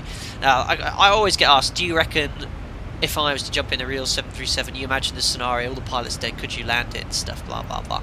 Now, one of the first problems you'd have is, how the hell do I move the chair? Okay, so there's several levers, you've got gates here, you then have to move the rudder pedals, the height. You probably spend 20 minutes working out how to get the seat close enough to move the controls. By that point, you've hit the ocean. So, yeah, you can certainly have a good go, and I reckon most could manipulate the automation to do an auto land. But I can't remember any documented case where both pilots have been incapacitated. That is why there is two of us. Ripley, how common are go-arounds in commercial aviation? I've done in my flying career 2 go-arounds. It really depends where you're based. Some places are more prone to go-arounds than other. The 2 go-arounds I did, one was due weather. We just couldn't see the weather visibility. The other one was, well, they were both for weather. One was we were not visual. The second was the wind was out of limits. So we got a wind report from tower and it went over our limits, so we had to go around. But we briefed the go-around actions and missed approach every sector, so we know exactly what to do if we have to go around. That's Stuart Walsh. Yes, the biggest problem would actually be getting in the cockpit in the first place, which obviously I'm not going to explain on a live stream how you're going to do.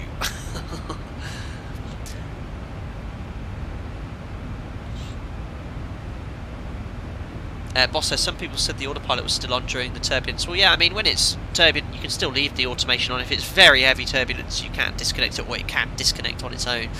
It's just getting ready to guard the controls there. Oliver McVitie Wells, could you share what degrees A-levels you did to become a pilot? Absolutely. So I got all my GCSEs when I was 16, A grade to C. Maths, science are the important ones. For maths I got a grade B. For science I got double B, if they still do double grades for GCSEs, I'm not sure. For A-levels, I did 3 A-levels, completely irrelevant to aviation, because maths and physics A-levels are difficult. And when I was 16, I was more interested in other things, shall we say, than education. But I did law, history and English for A-levels. I did reasonably well. I got B, C and a C. B for law, C in English and history. Now, one of my regrets is that I didn't work hard enough at school. I think I could have worked harder. And maths, physics, I'm certainly good at mental arithmetic, which is all you really need in aviation, but certainly during the ATPL ground school, I think I had to work harder than most in the group to get up to scratch from some of the mathematical side of things, but it was well within reach. You don't need anything beyond GCSE mathematics to be a pilot. Don't worry if you have your intentions for that. But I do recommend, if you really want it, do go for an A-level of maths and physics. You'd find it a lot easier. I did go to university. There was I didn't really fancy it. There was no degree I wanted to do, which would help my career in aviation. It would just prolong it, and I managed to convince my parents to secure a loan for the flight training against the house, and I only finished paying that off a couple of years ago. So yeah, it's a big journey, but going back to the original question, I'd recommend just doing maths, physics, science related qualifications, A-levels. I'd recommend if you're feeling confident enough with them. But I was more interested in other things, working, earning money at that point, and flying gliders and light aircraft. So Robin Labbit, have you ever thought about moving over to Twitch, which might be better for you, is better for streaming, open up more doors, to build a bit of a community? I just don't have the time.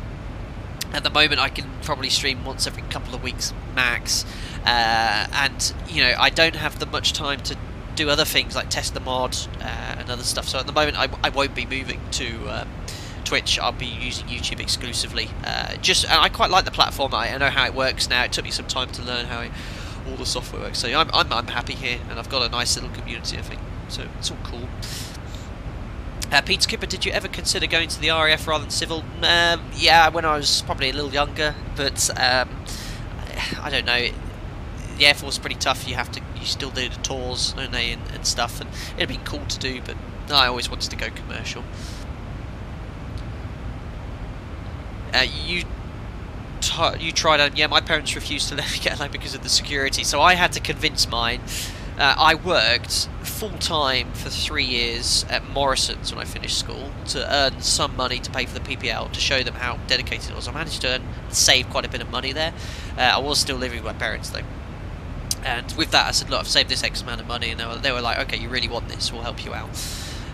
But they were like, if you don't get a job, you're paying you back your loan from day one. I was like, yeah, of course. And they're quite good. The flight training schemes we had back then, they're a lot better now, I think. Back then, you finish your flight training, you didn't have to pay like a penny until after a year afterwards. And then to pay for a type rating, the company had a relationship with the flight training school. It was quite easy to get a loan extension for the type rating because you have your job. So that was it. Mr. 8IT, when did you realise you wanted to be a pilot? Oh, I can't remember. Before I finished primary school, I always wanted to do this, and I was very driven. Hence my addiction to flight simming when I was probably from the age of 10, 11 years old. And this was on my first flight sim was Microsoft Flight Simulator 2002. There you go. And then I had that in Combat Flight Simulator, Microsoft Combat Flight Simulator 2 and 3. They were awesome games. I remember having them. And you used to have the little Cessna Caravan on floats. I used to remember flying that all the time. And there was a little Corsair, was it? The Navy fighter. I remember all these old aircraft. Old school.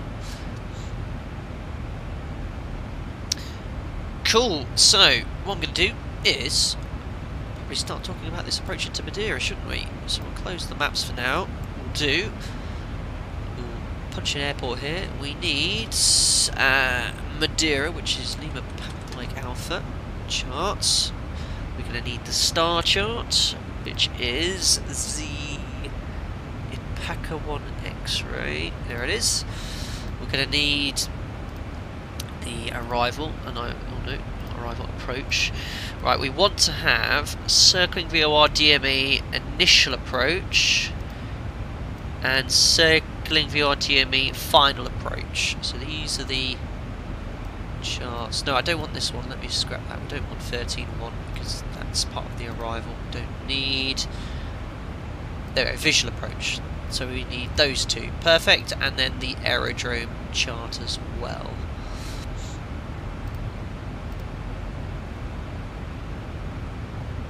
That one. Cool. That's what we'll need during the approach and briefing. Robin Lambert, is Madeira captain's only landing? Absolutely. Yeah.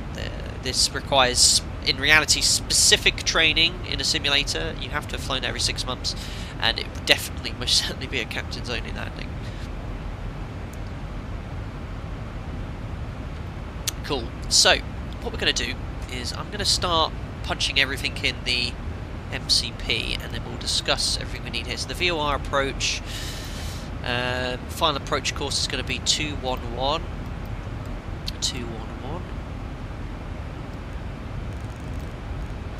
And this is important because we're going to be using Vorlock today to track a radial outbound, so it's vitally important you get this right. And then the FUNCHAL VOR 112.2. There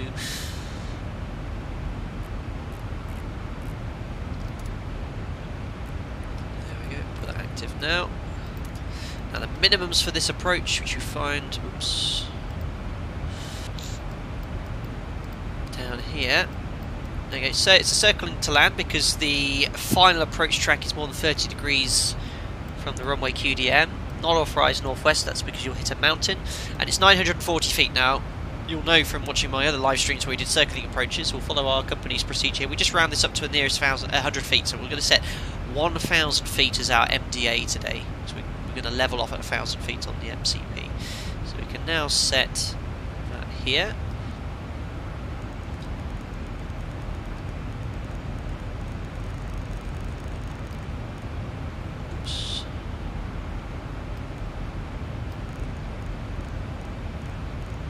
There we go, 1,000 feet set both sides. I've done the fixed rings performance, I'll do later as well.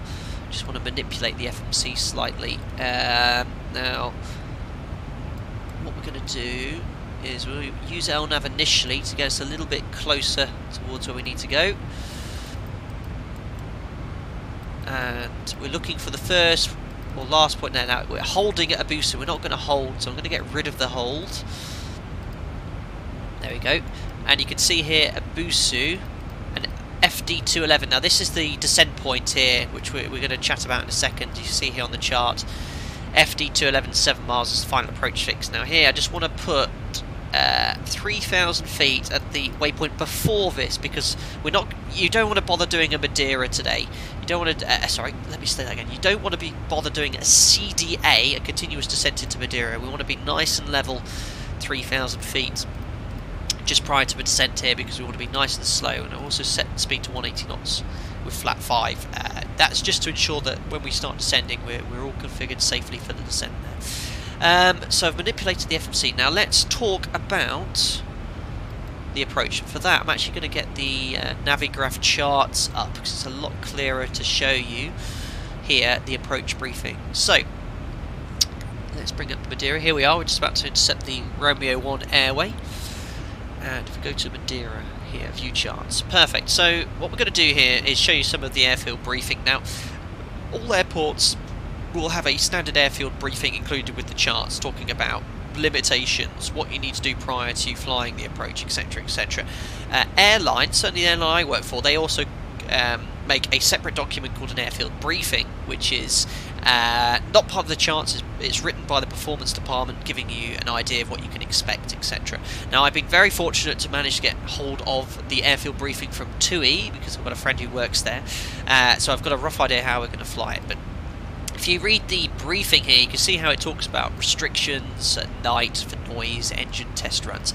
But here is the guidance regarding special procedures and operator limitations. It talks about how it's on the east coast of the Madeira island. You can see the seaside ground rise very rapidly close to it, so these are all things you've got to be very aware of. Applicability, crew requirements, so pilot in command only, has to have at least 200 hours as a captain on the concerned aircraft. He has to have done one takeoff and landing in the last 6 months in Madeira, or flight simulator training specific to this airport. Talks about the minimum training requirements as well. Line training, restrictions, deviations, responsibility. Now here they've got very strict wind limitations. So if the winds actually out of limits, you can't fly the approach. I mean, it's as low as 15 knots in certain cases. That's because of the terrain very close to the airport, which causes mechanical turbulence. And I've seen a few you've all seen those videos on YouTube or in the flight deck. They're really having to put some quite large inputs sometimes to counteract that. So that's one of the main reasons it's such an issue, is the wind limitations they have. Talks about the landing procedures, authorization. They have something called an RNP AR approach, which is authorization required. There's essentially an approach available here which allows you to use LNAV and VNAV all the way in to a landing, which is cheating. We're not going to do that today because that's too easy, but that does require special approval and training. More restrictions, which you'd read in the crew before there, and that's pretty much it there. So let's have a look at the star, which will get rid of the charts here. We don't need to view there. We use the iPad OPT now for that. So let's have a look at the arrival first. So the arrival we're flying is the Epaka 1 X-ray. It's very simply route from Epaka, Mike Alpha 650, Mike Alpha 652, Mike Alpha 654 to Abusu, which is the clearance limits. And if we're not cleared for the approach, we have to enter the hold at Abusu. So you can see how that's all coded in the FMC. There we go. So you've got Veram, Epaka's right at the bottom. There's all those points I mentioned: 650, 652, 654, Abusu. Now Abusu is just 10 miles away from the airport, and I've said I want to be level at 3,000 feet, no more than 180 knots. Perfect. Oh, lovely comment from someone there. Bye. So basically from Abusu we're going to configure the aircraft and then configure from there flat 5 down the vertical profile down to the rest of the profile as well. So here we have also the MSA. Oh no, it's not on the star chart. Excellent. So here you can see the MSA to the top right of the chart here. 8,200 feet to the west. Obviously that's the terrain on the island. 3,500 feet over the sea. So all the terrain is inland there. You then check all these frequencies which we have tuned. 1122 courses. The threshold. The procedure starts at 3,000 feet, 7 DME from the VOR. The minimums, which we've rounded up to the nearest 100 feet, which is 1,000 feet, and the elevation, which is 191. If you remember, we set 200 here on the land altitude. So from Abusu, we're going to be level until we get to 7 DME from the VOR, which is here, and that point's called Foxtrot Delta 211. So we've got that charted. We can use LNAV and the FMC. We're then going to descend using vertical speed, guys. We're not going to use VNAV today because it's a very shallow glide path. It's only 2.12 degrees. And for that, we need to look at two things. One, we have the descent angle and our ground speed. So by looking at our ground speed, we can work out what rate of descent we need to set vertical speed. Now, we'll probably be doing about 180 knots initially. So we'll probably want around 675, 700 feet per minute to keep on that vertical profile. Now, how do we know we're on track? Well, all charts will have a DME altitude distance cross-check. So at 7 miles, it needs to be at 3,000, 6 miles to 760. And this is where it's quite challenging in a desktop simulator, because this would be read by pilot monitoring typically, and then the PF would make the adjustments. Obviously, you've got to do that completely on your own in the simulator. You're going to have to read the distance and then the height check yourself. And we're going to keep doing that. 1 DME 1650. We then go overhead the VOR at 1430, which is coded. You can see it says FUNCHAL 1430 there. And then from FUNCHAL to the missed approach point, which will be level, and that's Mike Delta 211, which is coded here. Now, if you're not visual by the time you get to Mike Delta 211, you're still in cloud, you have to go around. So it's a left turn, 138, and then we're going to intercept the 171 radial from Funchal to Fusel to enter the missed approach. Now, if you get to Mike Delta 211 and all is well, which is this point here, you can continue visually, okay? So what we're going to do because we've got VOR tuned and 211 as the course, all you need to do is punch 4 lock. If you punch 4 lock, the aircraft will then track the radial outbound. You could use heading select, do it manually, it's completely up to you, but we're going to use VOR here, because if you use LNAV, what's it going to do? Well, it's going to make a left turn towards the missed approach. You don't want that to happen, alright? And what we're going to do, we continue outbound on this radial, maintaining 1,000 feet. We'll configure gear down flap 15, and we'll make sure we've got the landing flap selected prior to turning as well. We'll wait until we're 6 DME from the FUNCHAL VOR. Okay, now once we're 6 DME, we're going to disconnect everything, autopilot, auto throttle, turn off the flight directors, and this is where it's very challenging. It's a visual turn towards a waypoint which we put in the FMC, if you remember rightly, earlier, called Jello, then Rosario, and then we make a landing. And we have minimum heights to comply with. We can't be below 850 at Jello, or 460 at Rosario. And if you remember, if you look here, I've coded it.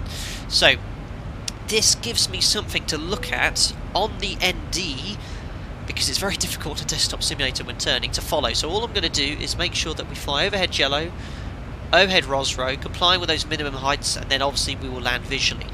Now, one of the problems in X-Plane 11 is the lights for the PAPIs and the leading edge lights. They've got this curved lighting system here. It's quite difficult to see during the daytime, so you really have to look for this. You might just about see it, and if all goes well, we'll turn up visually on the extended sense line, 2 reds, 2 whites on the PAPIs, and then make a landing. Simple as that, guys. Seriously. But it's not going to be. It's going to be all rubbish. And why is this such a challenging approach? Well, the reason is, remember those wind limitations we talked about? You've seen the videos. As I said, if the winds are approaching these limits, the turbulence can be quite violent. Quite a lot of wind shear here. Now, I'm looking at the latest weather report from FUNCHAL. Let's see the direction first. Oh no, that's my roster buster. Wrong app. There we go. It says in Madeira it's 010 at 9 knots, so we're just about in this limitation here. You can have up to a 15 knot limit, gusting up to 25, so this is actually where you don't want to have the wind. Now, I don't think this is simulated very well in X-Plane. Now, in reality, if you had that wind, the mechanical turbulence from the terrain would be causing issues, but I don't think we'll get that in the sim today. So that's it. That's how we're going to fly it. I hope that makes enough sense as to what I'm going to do. Landing performance wise, it's quite a long runway, 2,700 meters, but we're not going to mess around. We're going to just select flap 30, order brake 3. We're going to burn about 1.3 tons of fuel, probably a bit extra because of the maneuver, so we'll call it 1.5. Well, let's call this 60 tons for cash. That's our landing weight. Flap 30, order brake 3, second detent reverse, and it requires you to turn around at the turning pad. You can't do a 180 on the runway, so we'll cancel order brake once we're satisfied with the stopping.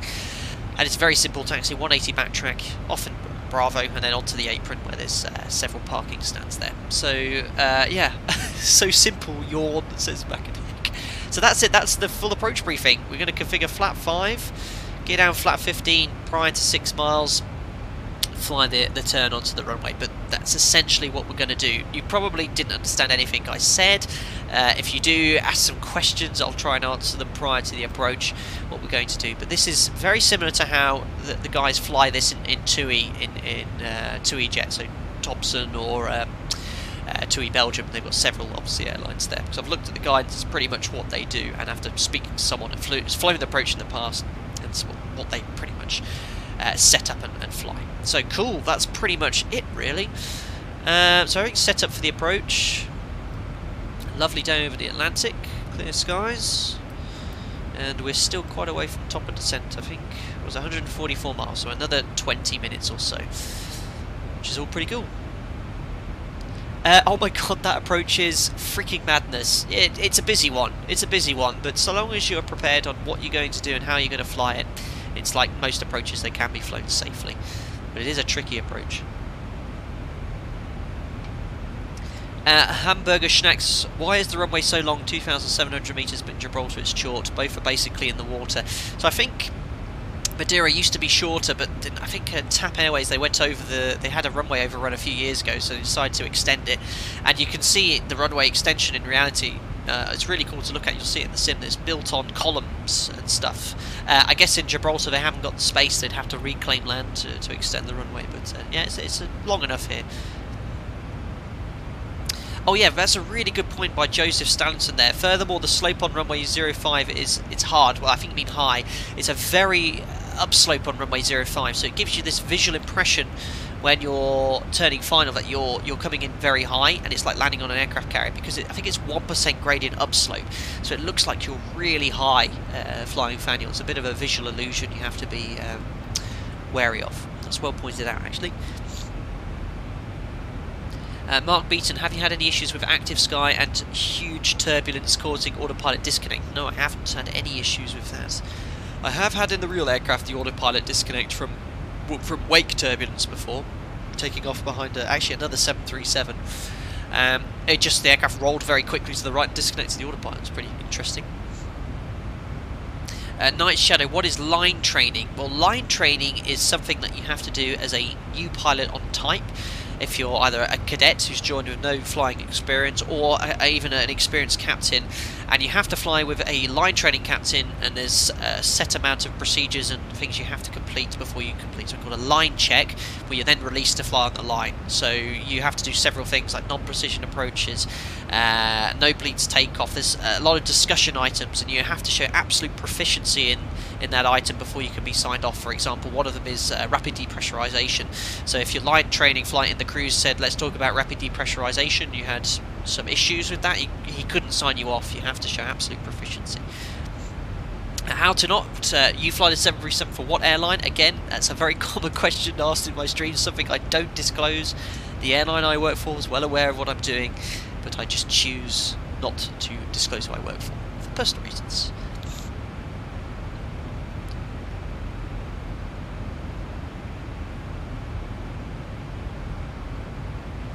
Also got a great explanation of the pre-landing. Yeah, probably a bit quick, and if you don't know some of the terminology, difficult to understand. But yeah, that's. I did try and simplify it slightly, kind of explain a bit more exactly how we'd fly. But if there's anything that didn't make sense, just let me know, and I'll try and answer it.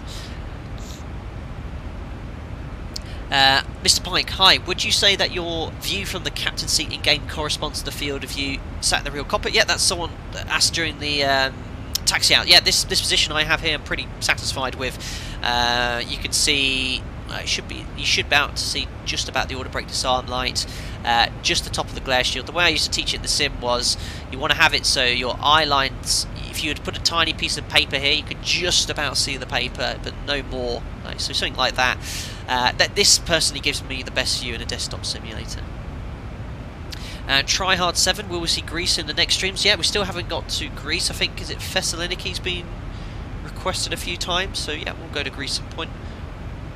Abraham, are you pressured by the airline for fuel efficiency? Absolutely not. The airlines we always work for had no problems with fuel. You can take as much as you need. Captain has the absolute final say.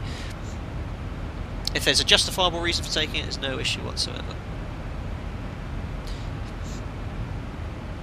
Mark Beaton, I've had it twice now, cause a crash both times. I'm not sure if it's ZIBO or Active Sky. Well, I've been flying desktop simulator streaming. I've not had a single simulator crash yet, not once. So I don't think it's the mod or Active Sky. I haven't fiddled with any of the settings I explained. I know there's some little tweaks here and there, but I don't like doing that because it can cause stability issues. But that's one of the other reasons why I like this sim. It is so stable. I've not had any issues.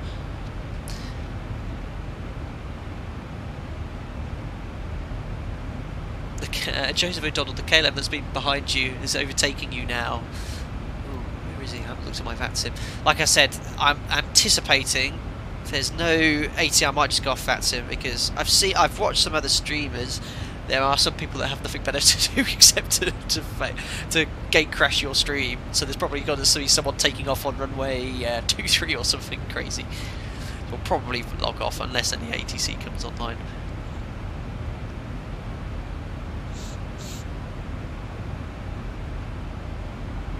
Oh crikey, there's a few aircraft behind me. I've got one, I've got myself, I've got a KLM coming in from Schiphol, I've got someone from Frankfurt, he's going in as well, Max, I've got someone from Porto too. But I guess it's quite a popular airport anyway. Someone on the ground at Funchal as well, EasyJet, he's going into Porto I think. Mr. Flash, is the update out for public yet after stream? No, this 3.34 is not available publicly. I actually haven't spoke to ZIBO to see if he's going to release this post-stream. I tested it yesterday. It seems pretty stable to me. And this new one as well, the experimental flight model is off. So I'm not sure if he's going to release it there.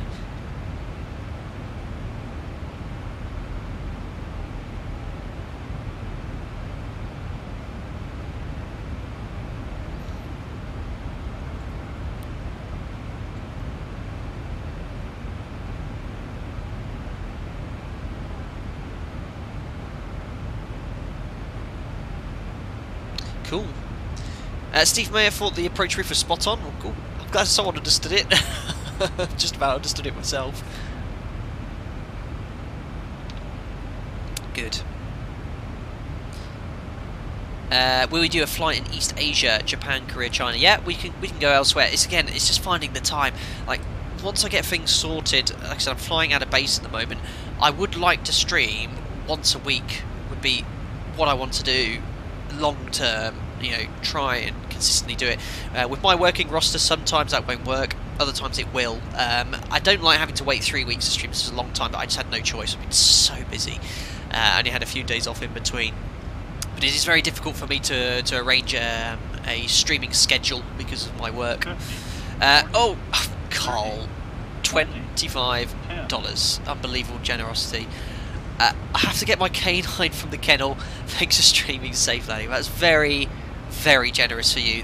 Right, just drop me a message, and I need to invest some of this stuff here. I was really looking, guys. Like this money you invest, I want to spend in the sim, and there was no scenery for FUNCHAL and no scenery for Malaga. I've actually got some scenery from FUNCHAL from what was it, XPFR, which is for X-Plane 10, but it works fine here. It was the only one someone suggested here. But Carl, you've always popping in and tipping, so that's very, very kind. Really appreciate it. Say hello to my dog for me. I'm sure my dog Jack would love to meet you as well. Awesome, man. Thank you.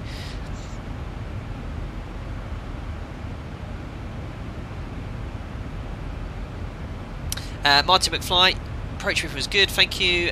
Do you use VATtastic for VATSIM map? No, I use an app on my phone, so you should see what I have right in front of me. I've got my single monitor computer. I need to get a second monitor, but I just don't have the space. So I see you guys on my laptop on the chat. I've got my work iPad, I've got my mini iPad, which has all the streaming software, and then I actually use my phone for weather, other things like that. And I use an app called VAT Traffic. It's quite good, it works. This could be funny. Jesus Christ! Oh wow, A380 has come to gate crash the stream here. Oh, and my dog's walked in as well. Very, very good. Jack's in here too. Well, there's only one thing I'm going to do, guys. I hope you don't mind, because there's no ATC. Disconnect, done. Right, that's sorted. Jesus Christ. Yeah, Jack's here, and my girlfriend's saying as well, he's trying to make him to make noise. Brilliant. Hello, buddy. So Jack's in the house. I've got an A380 trying to fly on top of me, and we're approaching top of descent. All really busy. So, as I said, we're approaching top of descent. Yo2615, can I post a link? It probably won't let you because it's set off to not allow you to do that. Oh, the dog's going nuts. Bless him. Alright, puppy. Alright, puppy. Okay, see you in a bit. Bye-bye. Good. I've just been told that my other half is going out, and the dog decided to come in and say hello. So, sorry about that. Ivan, yeah, Ivan, I've heard this guy's been crashing everyone's streams and stuff, but he's not much more he could do right now. I've gotten all lost here. All these distractions. You don't have these issues in reality, guys. Trust me. His name is Ivan because he trolls the Captain Canada. Yeah, I've heard about this guy. Someone messaged me about him, and apparently he does it on all the networks. He's done it on Iveo, he's done it on VATSIM, obviously, the American one as well. So, anyway, he's gone. Oh god, dog in the flight deck, excellent. Jed M, can you say hi to my brother watching Australia? Absolutely. Hello, Jed M's brother. Excellent.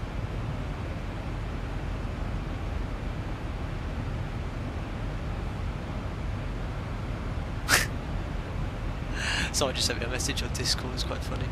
Raptor UK 100, do they allow dogs in the cockpit for stress relief now? Yeah, it is. That was actually really good timing whilst I was dealing with Ace Rating. That was actually quite hilarious watching when he came absolutely smashing over. He probably got a little bit excited, this guy, so I was streaming, and then as soon as he got here, just logged off. There's not much more he can do. Is the dog an emotional support dog? Yeah, he helps me out.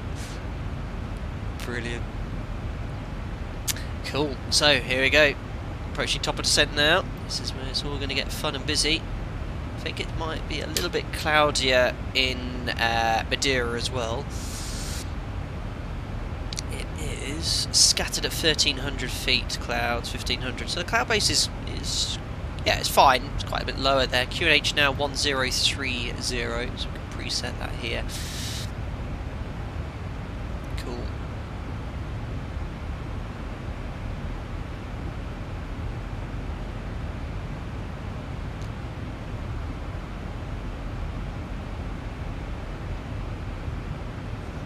Perfect. Hologram, he's gone. You can reconnect to VATSIM. I probably won't bother unless there's ATC. There's literally no point because all I'm going to get is people spamming, and then I can actually fly this approach properly and explain what to do. If there was ATC, I'd be doing the dot wallop stuff to try and get him offline, and we can carry on. But it is annoying.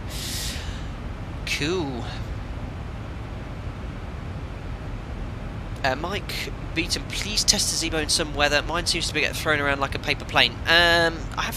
We've been quite good with the weather. I always use live weather during the streams, but I've never had anything kind of gusty winds, like 25 knots plus, gusting 40 and stuff. But you'd be surprised, the real aircraft in winds approaching limits does get blown around quite a bit. You have to make some inputs, you know, sometimes to make quite large inputs to keep it all stabilised. So don't be too surprised with that sort of stuff. I think that's something that people, I've noticed with FSX, especially maybe Prepared, which I never used. It's so, I don't know, like on rails, I think is the best way to describe it. When you have weather that's like 25-30 knots, you don't make any inputs on the controls. It's just like meh.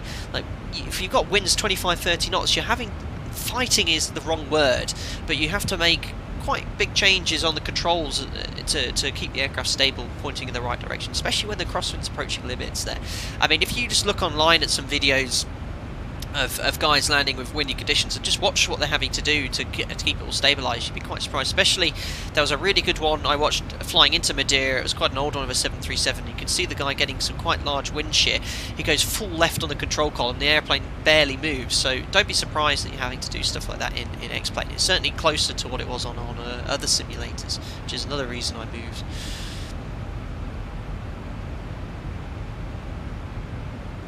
Somewhere 95, where are you in the UK? I'm West Wiltshire. I don't disclose that, but somewhere in the south middle bit.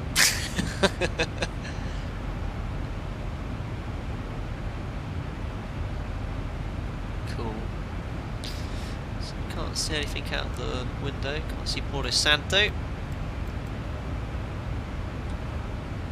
I'm really excited for this approach.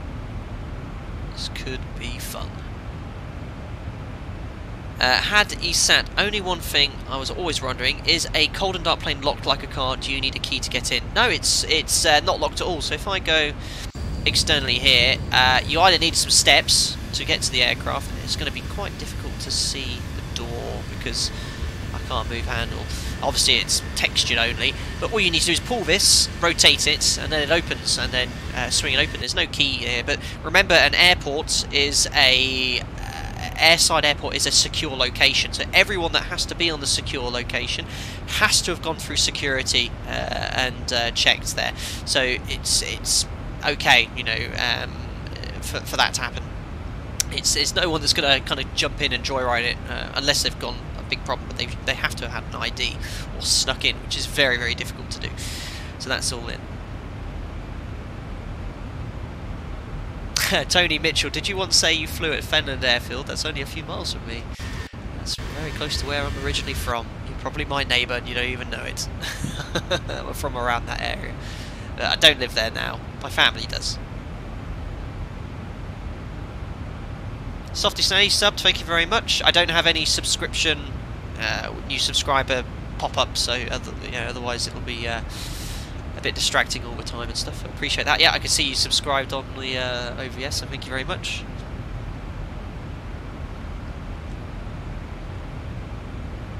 Perfect. So it's overhead Pecky. Oh, there we are, look. In space. I do like that. Moving towards Ipaka. TK Davey, how long until landing? It's going to be probably a little bit longer than this. 09, probably around 10 past, quarter past, so we're talking 30 minutes, 35 minutes from now.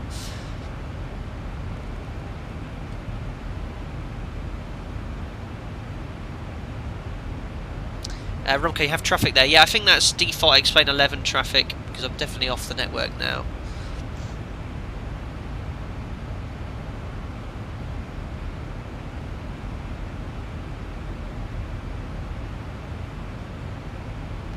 How to not, does security check security check security, then who checks the first security guy? Not airports that are open 24/7. Yeah, it's a pretty good question, but that's the whole chaos thing, you know, what machine made the machine that made that machine, you know, there's always someone there that switches over securities and stuff. It's a good question. How airport security works exactly, not 100% sure. You're in 737, how do you get the skimmer to winglets? It's an option with the ZIBO mod, so if you go home, configure, customize, display variants, there you go, you just select splits. You can have none, so it looks like an old school 300. You can have the conventional blended winglets, which are with the 800. I prefer the winglets as well. But flight deck to sim airlines, we don't mess around, you know, we only invest in the best aircraft. We've got all the authorization, all the kit we need. Yeah, Rumco, I see your point. I don't have a AI aircraft on as well, but you get these ghost aircraft on Explain 11. I've heard of it before, had it once on a stream.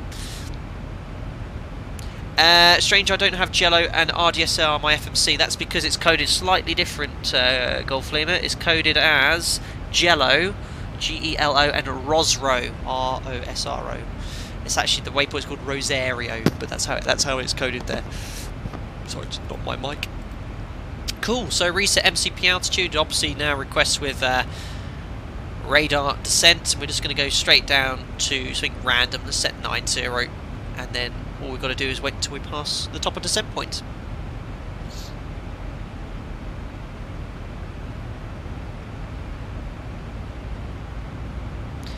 Hologram, can you quickly explain how you would descend level at a certain waypoint given by ATC before top descent? What are you doing in the ZIBO FMC? So yeah, if we had a waypoint restriction, let's imagine ATC said at Ipaka descend to be level at Ipaka flight level 280, all you've got to do is put Ipaka/280 there, execute, and then the FMC will advise you of your vertical profile if you're high or low, and adjust the profile accordingly. You can use level change to accelerate, get below profile. If you're low, you can leave it in VNAV. The aircraft will pitch up to do 1,000 feet per minute until it captures the vertical profile. If you're unable to make the restriction, just advise ATC. Sometimes happens. Stuart Walsh, how does a captain-only approach fit in with the PF-PM roles? Well, captain will be PF in that case. He would be PF. And FOPM, and that's mandatory in Madeira, captain's only landing. There's a few airports which might be airline specific, but we have a few in the network which are captain's only landings. Cool. So VNAV's behaving, and guys, I always say this because I get a lot of messages, why am I descending at 4,000 feet per minute? That's normal. When you're accelerating around 280 knots, you need about 3,000 to 4,000 feet. If you look at the attitude, it's only 2 degrees below the nose. You wouldn't even notice that in the cabin. So these rates of descent are not unusual. Sid Make Studios, what have I missed? Everything. Welcome to the stream, buddy. We just started the approach into Madeira, so it's been a routine takeoff on the cruise so far. We've just logged off VATSIM because someone tried to hit me with an A380. That's about it. Stuart Walsh, what if there's a captain's only approach on both legs? Well, your poor first officer's not going to get any takeoffs and landings in for the day. Unfortunately, that's the way it is. Marty McFly, what's the highest feet per minute you've descended or climbed? I've taken an empty aircraft, ferried an empty aircraft, gone full climb, not for takeoff, but certainly on the climb out, and you can get to 38,000, 39,000 feet in 10 minutes. I've seen 6,000-7,000 feet per minute. It's not too. That's not too unrealistic. First Officer Shami, does your airline provide you with the Boeing app where you calculate airborne and stuff on its app that anyone could use? No, the app is the OPT app from Boeing, which is on the work EFB. I couldn't download that from the App Store and put it on my phone, for example. It wouldn't work because it's coded. You're logged into your iPad on your work information details, and it uses it that way. So I couldn't download it and use it on my personal iPad as well. So we've got a little bit of a speed's a little bit off target. That can happen occasionally. We've got a little bit of a tailwind. Just keep an eye on that. That's fine. If it starts getting above 320 knots, we'll consider using a bit of speed brake to slow it down. Explainer, have you ever had any scary moments in your flying career? No, nothing that has had my heart leap into my mouth. I've had a few kind of interesting situations. I've had a bird strike go through the engine, which did very minor damage. Didn't stop the engine from working, but on landing you could see that there was a little bit of damage to the fan blade. It was very minor. I've actually had a bird strike once, and it scared the bejeebers out of us. It hit, just taken off from Alicante actually, and it hit about here on the random. We were very lucky it didn't damage the probes, and it didn't do any damage whatsoever. And the noise it made in the flight, it was like a bomb going off. I mean, we both yelped. It was like, "Whoa, jeez, what was that?" But everything looked normal. All the indications were fine, so we continued the flight. And then when we landed, you could just see this blood splat. No doubt to say that bird or whatever it was not feeling very well after being hit by a 60-ton machine doing 250 miles an hour.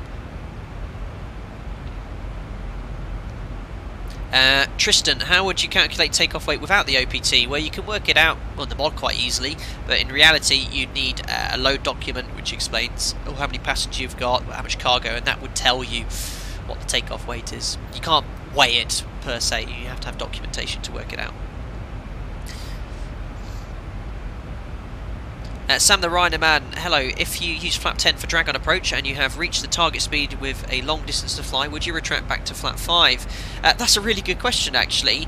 Now, you could. It's pretty non-standard though, and generally when you go to flap 10 it's to be committed, you know, you'd stick with that. Could you go back to flap 5? Absolutely, but usually when you're selecting flap 5, 10, you're going to be around 10 miles. If you go back to flap 5, it's not going to be that long before you go back to get down flat 15 or 10, so I'd probably leave it. And you'd anticipate that if you had a tailwind on the approach, you'd go to flap 10 straight away. But yeah, you could go to flap 5. I've never had anyone do it though, or Captain Aflame do it. Hologram, maybe you hit Ivan's bird. Maybe it was. Maybe he released the bird. But this was probably 4 or 5 years ago. I do remember it was a long time. Another good question here from you, Faku. Do you normally refuel at each turnaround or take fuel for several legs? It varies. Usually we just take fuel for the leg because that's the most efficient, but we do something called tankering, which is where you take more fuel than you actually need, and then when you do the next sector you sometimes don't need to uplift any fuel, or you only need to uplift another bit of fuel. That's not decided by us, that's an operational requirement. It just comes up on the flight plan. It's called tankering fuel. The captain can sometimes lower that amount of fuel because sometimes it can put you quite close to your max landing weight if you take lots of extra fuel. And you guys probably haven't heard of it, but there's something called cold soaked fuel frost. So if I go here, now you see on the top of the wing here, there's this black, oops, why can't I move here? There's this black box. You see this black box here? Now this is called, the area inside of this box here is where we are allowed to have thrust prior to departure. And if you have a lot of fuel in your wings, over typically 4 or 5 tons, and you land, and it's very cold outside, very wet, you can get ice form in here. Now, we are allowed ice up to a certain point. If it's very cold, if there's snowing or if it's precipitation, you've got ice here, you've got to get it removed. But if it's no rain and clear, you can have ice here. So you've got to be very careful with taking extra fuel. So now you know, when you're next flying a 737, what this black square is for. It's for allowable cold soaked fuel frost, and that's caused by having more than 4 or 5 tons of fuel where the top of the fuel's touching the top of the wings. And obviously fuel in the cruise, the longer you fly, gets very cold. You know, outside right now it's probably minus 50, minus 60. The temperature of the fuel about minus 10 now, so any moisture that hits the top of that wing there's going to get very, very cold. Learn something new every day, huh? Zariab, new subscriber, thank you very much, welcome. Bank angle selector again, very good. 25 degrees passing 30,000 feet, and the seatbelt sign will go on. So guys, oh, there's the weather rebuilding itself. So it's going to get quite busy now. I'm probably going to spend less attention on some of the comments and more attention on flying the aircraft, because this is obviously a critical phase and I want to sort of nail it first time, so you can practice this at home. But I will occasionally look at the old question here. So below 15,000 feet, that's typically when the seatbelt sign comes on. That's roughly around 15 minutes before landing. Aircraft's looking good on profile.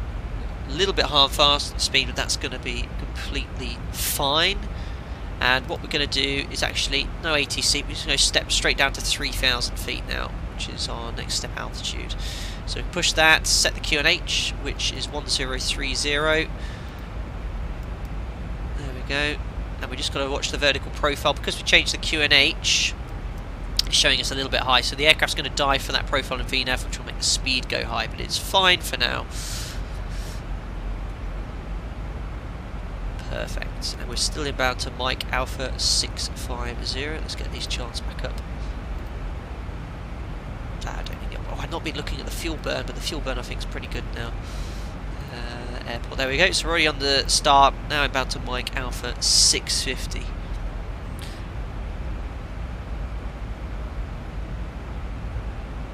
Perfect. There's Porto Santo. A little bit cloudy now, which it is in Funchal at the moment. I'm just going to use a little bit of speed brake just to get our target speed back to where we want it. And the aircraft will start pitching up now, because our target speed below 100 it will be 250 knots.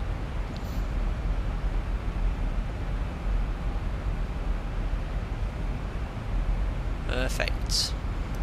And again, we're just going to continue Abusu, so you'll probably be called talking to Funchal radar now, or whatever they're called. Never flown here, and they probably say at this point, yeah, don't expect any delay, continue on the arrival, call approaching Abusu. So we can stow the speed brake now. It's now descending to its target speed of 240 below 100.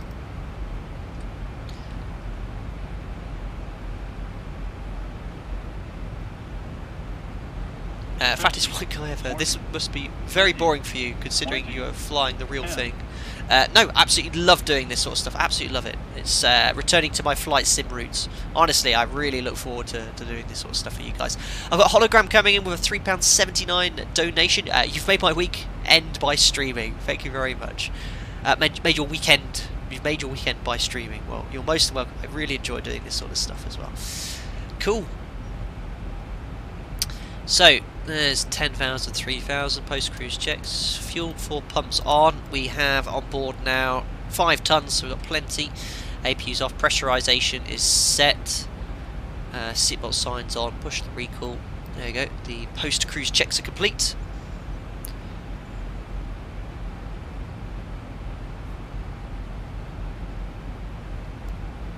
VNAV's looking bang on. Maintaining the target speed nicely.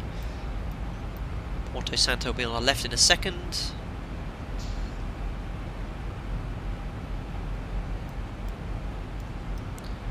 Perfect.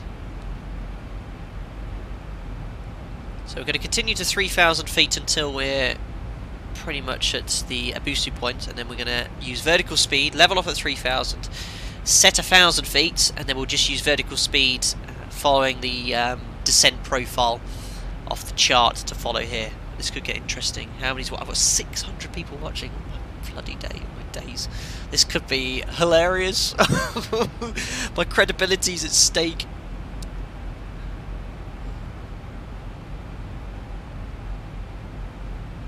Awesome. Not only that, my office, it's really hot in here. The amount of heat my computer pushes out when I'm running this stuff is crazy, you know. I'd open the window, but you'd hear all the noise outside.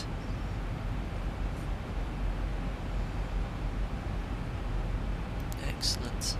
Stuart Walsh, I know you can start the APU in an emergency, but does having the APU on in normal operations do anything other than waste fuel? It does just that, waste fuel. There's no point in leaving it running. it's not doing anything, use the APU primarily for two things: as an electrical power source or a pressurization source. You've got the electrical energy normal operations from the two engines, and the engine's also providing the pressurization. But yeah, if you had a loss in AC source of power or an engine issue, you'd start the APU. First stop's a Xiaomi 3.34 released publicly. Nope, not at the moment. Not sure if ZIBO's going to release it post-stream.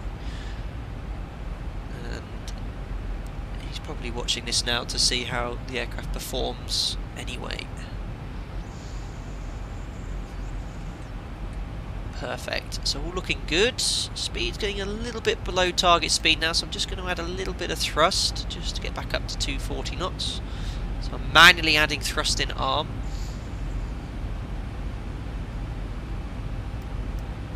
Still proceeding inbound to Abusu.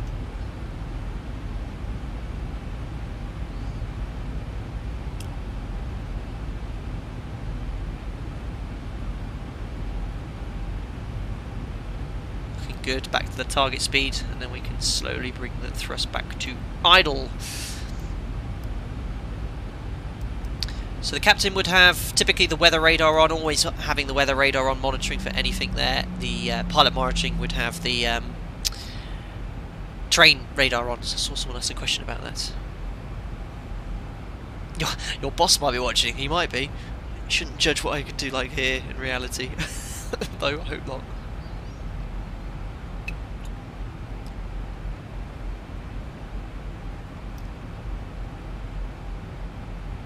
Tony Mitchell, I think you know where I did my initial gliding then. Drop me a message if you are on Facebook. And my PPL. Cool. So this glide sub information, there isn't an option I think to turn this off or on our aircraft. I guess it's always on, so I've got rid of that. 16 degrees, so we don't need any engine anti-ice on. Actually, one of the most rewarding parts of this job is when you just hit the top of clouds like this. It looks so awesome in reality. Awesome. And at night time it's even cooler because you get the precipitation, you put the lights on, it looks like you're in the Millennium Falcon, like with everything going past. It's wicked. Still awesome, still enjoy it. And that's why we all of us guys enjoy the flying, you know. We all have it for the same reason. Cool, so again, probably the descent profile's slightly off because I have to keep adding a bit of thrust here to maintain 240 knots. We're coming up to 3,000 feet now. What I'm actually going to do is level change 240 because I just want to get to 3,000 feet level nice and early. There we go. Just in a little bit of a cloud sandwich now. That's so cool, look at that. This is just so realistic. I've been in, you get several layers of clouds in reality, and it's so cool just being in the middle of two clouds here. There we go, just a little external view. Awesome. This is fun. I just love it.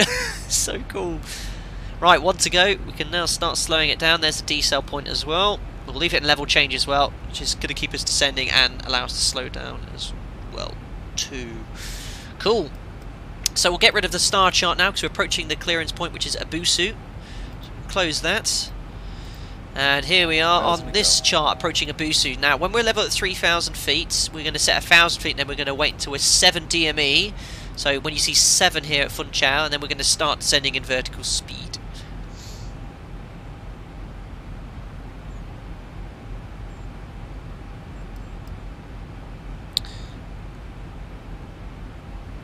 Cool. And what we're going to do now is select flap 1 as well. Actually, I just want to keep it at 200 knots because if I select flap and decrease the speed, it won't keep descending. I want it to keep going down. A little bit of a balloon, a little bit higher than I want to be, but it's something where it's fine. I just want to get down to 3. In fact, what I'm going to do is VS. That'll force it down. We'll select flap 5 now as well, match the flap 5 speed. Cool, so vertical speed is quite useful if you really wanted to drive it down there. Cool. So approaching the descent point, which you remember is 7 miles. Foxtrot Delta 211. There he comes. Just want to wait until we get out hold engaged. Again, CD8, don't even worry about stuff like that on an approach like this. There's out hold. Right, so what we need to do now, 1,000 feet, and just verify out holds engaged. Vertical speed will now arm. There it is. And now we're 7 miles. Boom. Let's just set a gentle vertical speed here. So what we need to do now is do these altitude distance cross checks. So it's 6 miles. We want to be doing 2760. Our ground speed's about 184, bit of a tailwind here. So our target rate of descent is going to be about 700 feet per minute. That's off the scale there. So it's 6 miles. We want to be at 2760. 6 miles, just went past it. I think we're just a tad high, but we'll leave that there. 5 miles. We want to be at 2550. 5 miles, 2550. Looking good. There's 5. 2550, again a tad high, but you've got the idea. You just keep it going down in vertical speed, reading off the chart at your correct height and profile. And FUNCHAL's just here. We'll imagine we're being cleared to land. The approach checklist will imagine is done as well. We're not using the frequencies except the VOR, and the course is 2. Next height check, 4 miles, 2330. I'd say we're pretty much bang on there. 2 miles, 1880. This is why it's so hard doing it on your own. So 2 miles, you want to be at 1880, and you just alter your vertical speed accordingly.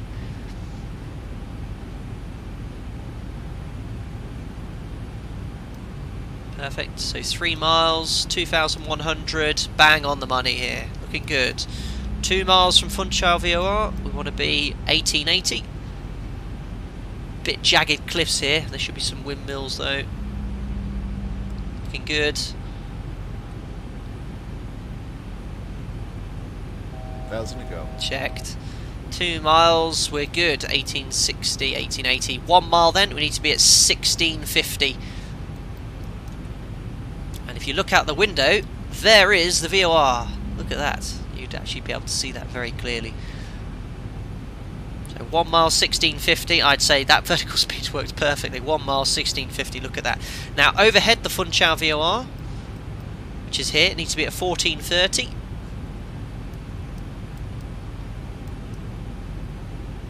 So you'll see now the needle will swing. So 1430. 1,000. Tiny bit low, 1,000 feet checked. Now, because we don't want to be in LNAV anymore, otherwise we're going to go towards the missed approach. That is bad. If you hear that, you'll be doing the terrain escape maneuver. But now I've pushed 4-lock, so the aircraft is now tracking outbound on the 211 radial. It'll prevent it from turning left at the missed approach point as well.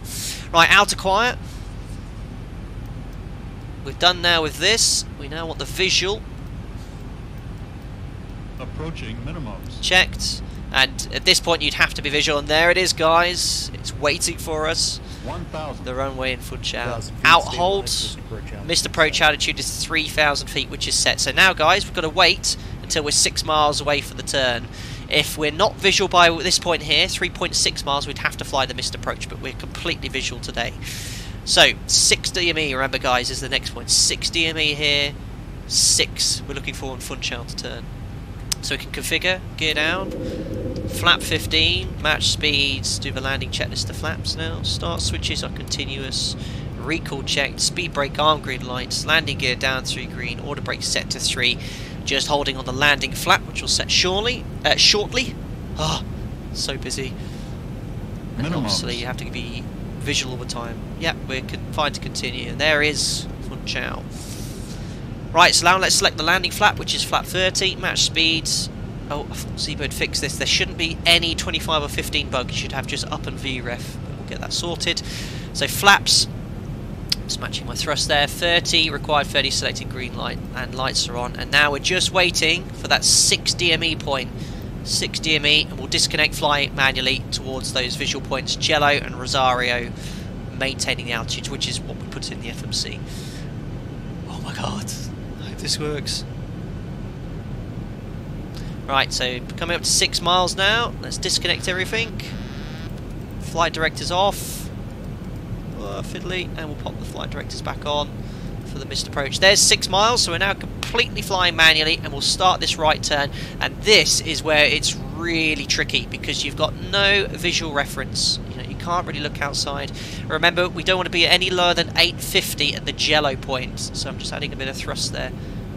Zoom in slightly.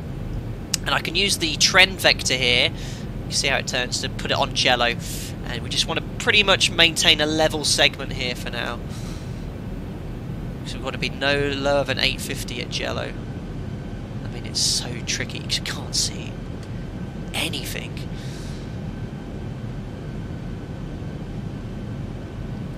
So we just have to trust the instrumentation there. Increase that bank angle. There we go. So jello 850.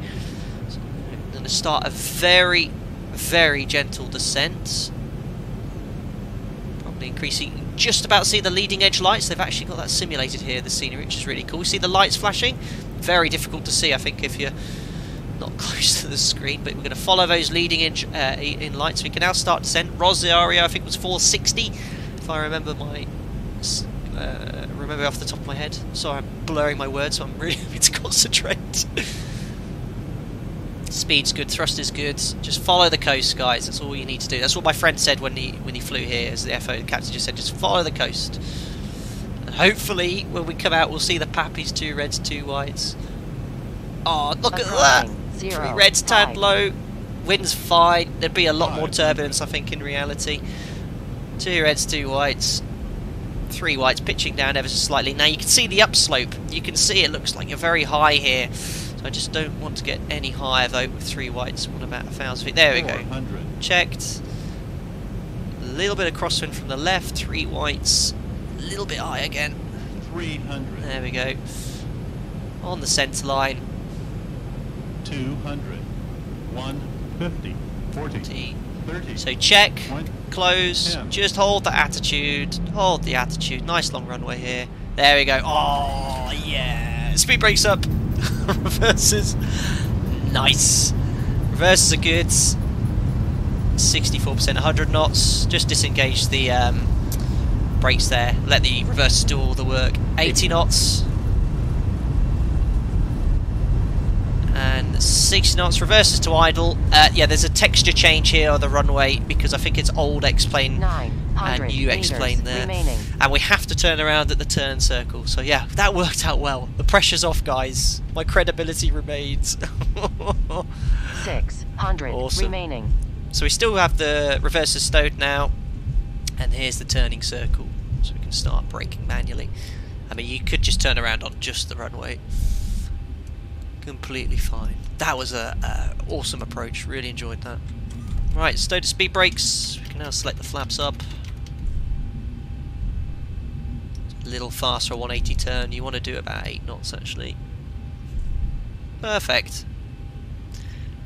So there's the centre line. Oh, that thrust does increase quickly. Usually we would not clean up until we've vacated the runway and gotten our taxi instructions, but because it's just us in the sim, we can do that. So. Stand by, trim, reset, engine display, auto brake off. 50. I've got 15 Norwegian Krona coming in. Is that from Tom? Yeah, the usual suspects just made it. Bad timing, but thank you very much for the tip and donation. That's done. Flying directors off. Oh no, they were already off. Oh, they should have been on actually. I forgot to pop them back on. 3,100. V2 to off. Vacating the runway, you can pop these lights off, and then again you'd wait until vacating to put that to steady, but it's just us in the sim, guys, so no problem. Make sure you concentrate on where you're going as well. That's why we have the captain taxiing and the FO doing the cleanup. Perfect. So we'll whack on the APU as well.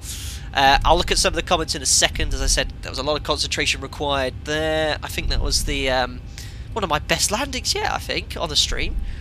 Nice and smooth on the touchdown zone. Again, as you all well know, a smooth touchdown isn't the criteria for a safe landing. But I managed to pull both off, I think, today, which is an absolute miracle. So this scenery, guys, if you're interested, is from XPFR. It's actually designed for X-Plane 10. It's completely free to download. It also comes with a FUNCHAL scenery. If you type in XPFR, you can download it. It looks a bit old school, but I think it is. I think it's about 10 years old. But it's actually pretty decent.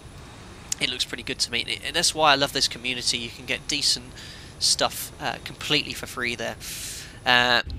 Replay, yes, we will do a replay. I'll let you have a look at that as well. Got another donation coming in here. Tony Mitchell, £3.50. Thanks for another great flight. Nice landing. Have a Costa Starbucks on me. So thank you very much for that. Appreciate that. be caffeine high by the end of the day. So what we'll do, you can tell it's old scenery. Look at that German wings paint scheme. That's an old one. I haven't seen that one. And there's an EasyJet here, and that looks like a 737. Well, it's been about 6-7 years since they got rid of those. Oh well. 50. Cool. 40, Oh, I've got another donation 30. coming in here. Crikey, guys, very generous. Not required at all. $4 from Hawk Driver. Some money to replace the butter you use. Yes, this term butter for smooth landings. Thank you very much. I'll use it for the next one. So there's no gate guidance here. It's only us, so we can pull on to stand again. Make sure you overshoot the line slightly to ensure the nose wheel is nice and centered. Lights are off. Usually when pulling on to stand as well, you can shut down one of the engines. So we can do that now for extra realism if you like. We usually shut down engine number 2 because that's where all the stuff goes. There we go. Oh, it looks like some quicksand. It looks like the truck's halfway down. Unbelievable. Right, parking brakes set. 2 blues, 1 red. We can now shut down the engine, other engine. Oops, was not quite down. Look, there we go. So, open the isolation valve. Anti-collision light can come off, and voice recorder on. Reset the squawk to 2000. Standby. Ladies and gentlemen, welcome to FUNCHAL. What are we? 13 minutes past 1. 2 hours flight time, as anticipated, and what an approach and flight that was. That was really enjoyable, and I didn't screw it up. I don't think I did anyway, so there we go. Parked here nice and safely. Right, we'll do a replay shortly. I like to always read some of the comments because I am I find it very interesting what you have to say usually, especially when I've landed hard, which I did manage to do. Liked it, good. Oof, you're off butter, perfect. Buttery, I love this butter terminology, brilliant, awesome. Round of applause. Star Wars comparison, you enjoyed that Night Shadow, cool, good job. Yeah, it was alright, it was a good landing. Can we watch the replay? Absolutely, absolutely. So, what we'll do, I've got my outro music as well, so I'll do this, and where is it here? There we go. So what we'll do the external view first from the threshold, which always looks really cool. Let's do it from there. 2500. And from the threshold view there. So we came over there, you saw the lead edge lights. I need to drop a message to explain, because the pappies, you can't see them clearly. I mean, you can see pappies from 5-6 miles pretty clearly, so that was a bit of a problem. Paul Fattori coming with a £5 donation, thank you very much. Nice landing, have a drink on me. Well, thank you very much, Paul, for the donation, appreciate that. So, Siri looks a bit mushed, but it's fine. So coming over the threshold, a little bit of a crosswind. I think I might have needed a tad bit more rudder.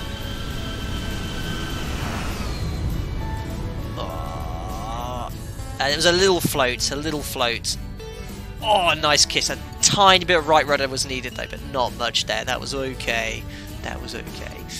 Awesome, guys. So what we'll do, we'll put you back in here, give you an internal view, and I'll sign out again. So sorry again for the delay for this stream. I think it was 3 weeks since we last streamed there, so it was really fun, enjoyed it today.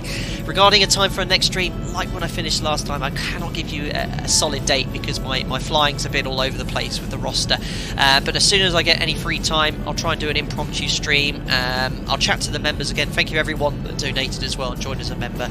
I'll listen to all your requests on Discord. That's where I usually like to follow them through. Guys, may I wish you enjoyable rest of the weekend, and I look forward to seeing you on another Flight Deck Sim live stream in the very near future. Oh yeah, and I hope ZIBO releases this one publicly too, because for me this flight was absolutely flawless. So hopefully you'll see 3.34 very soon. Anyway, take care guys, speak to you all soon.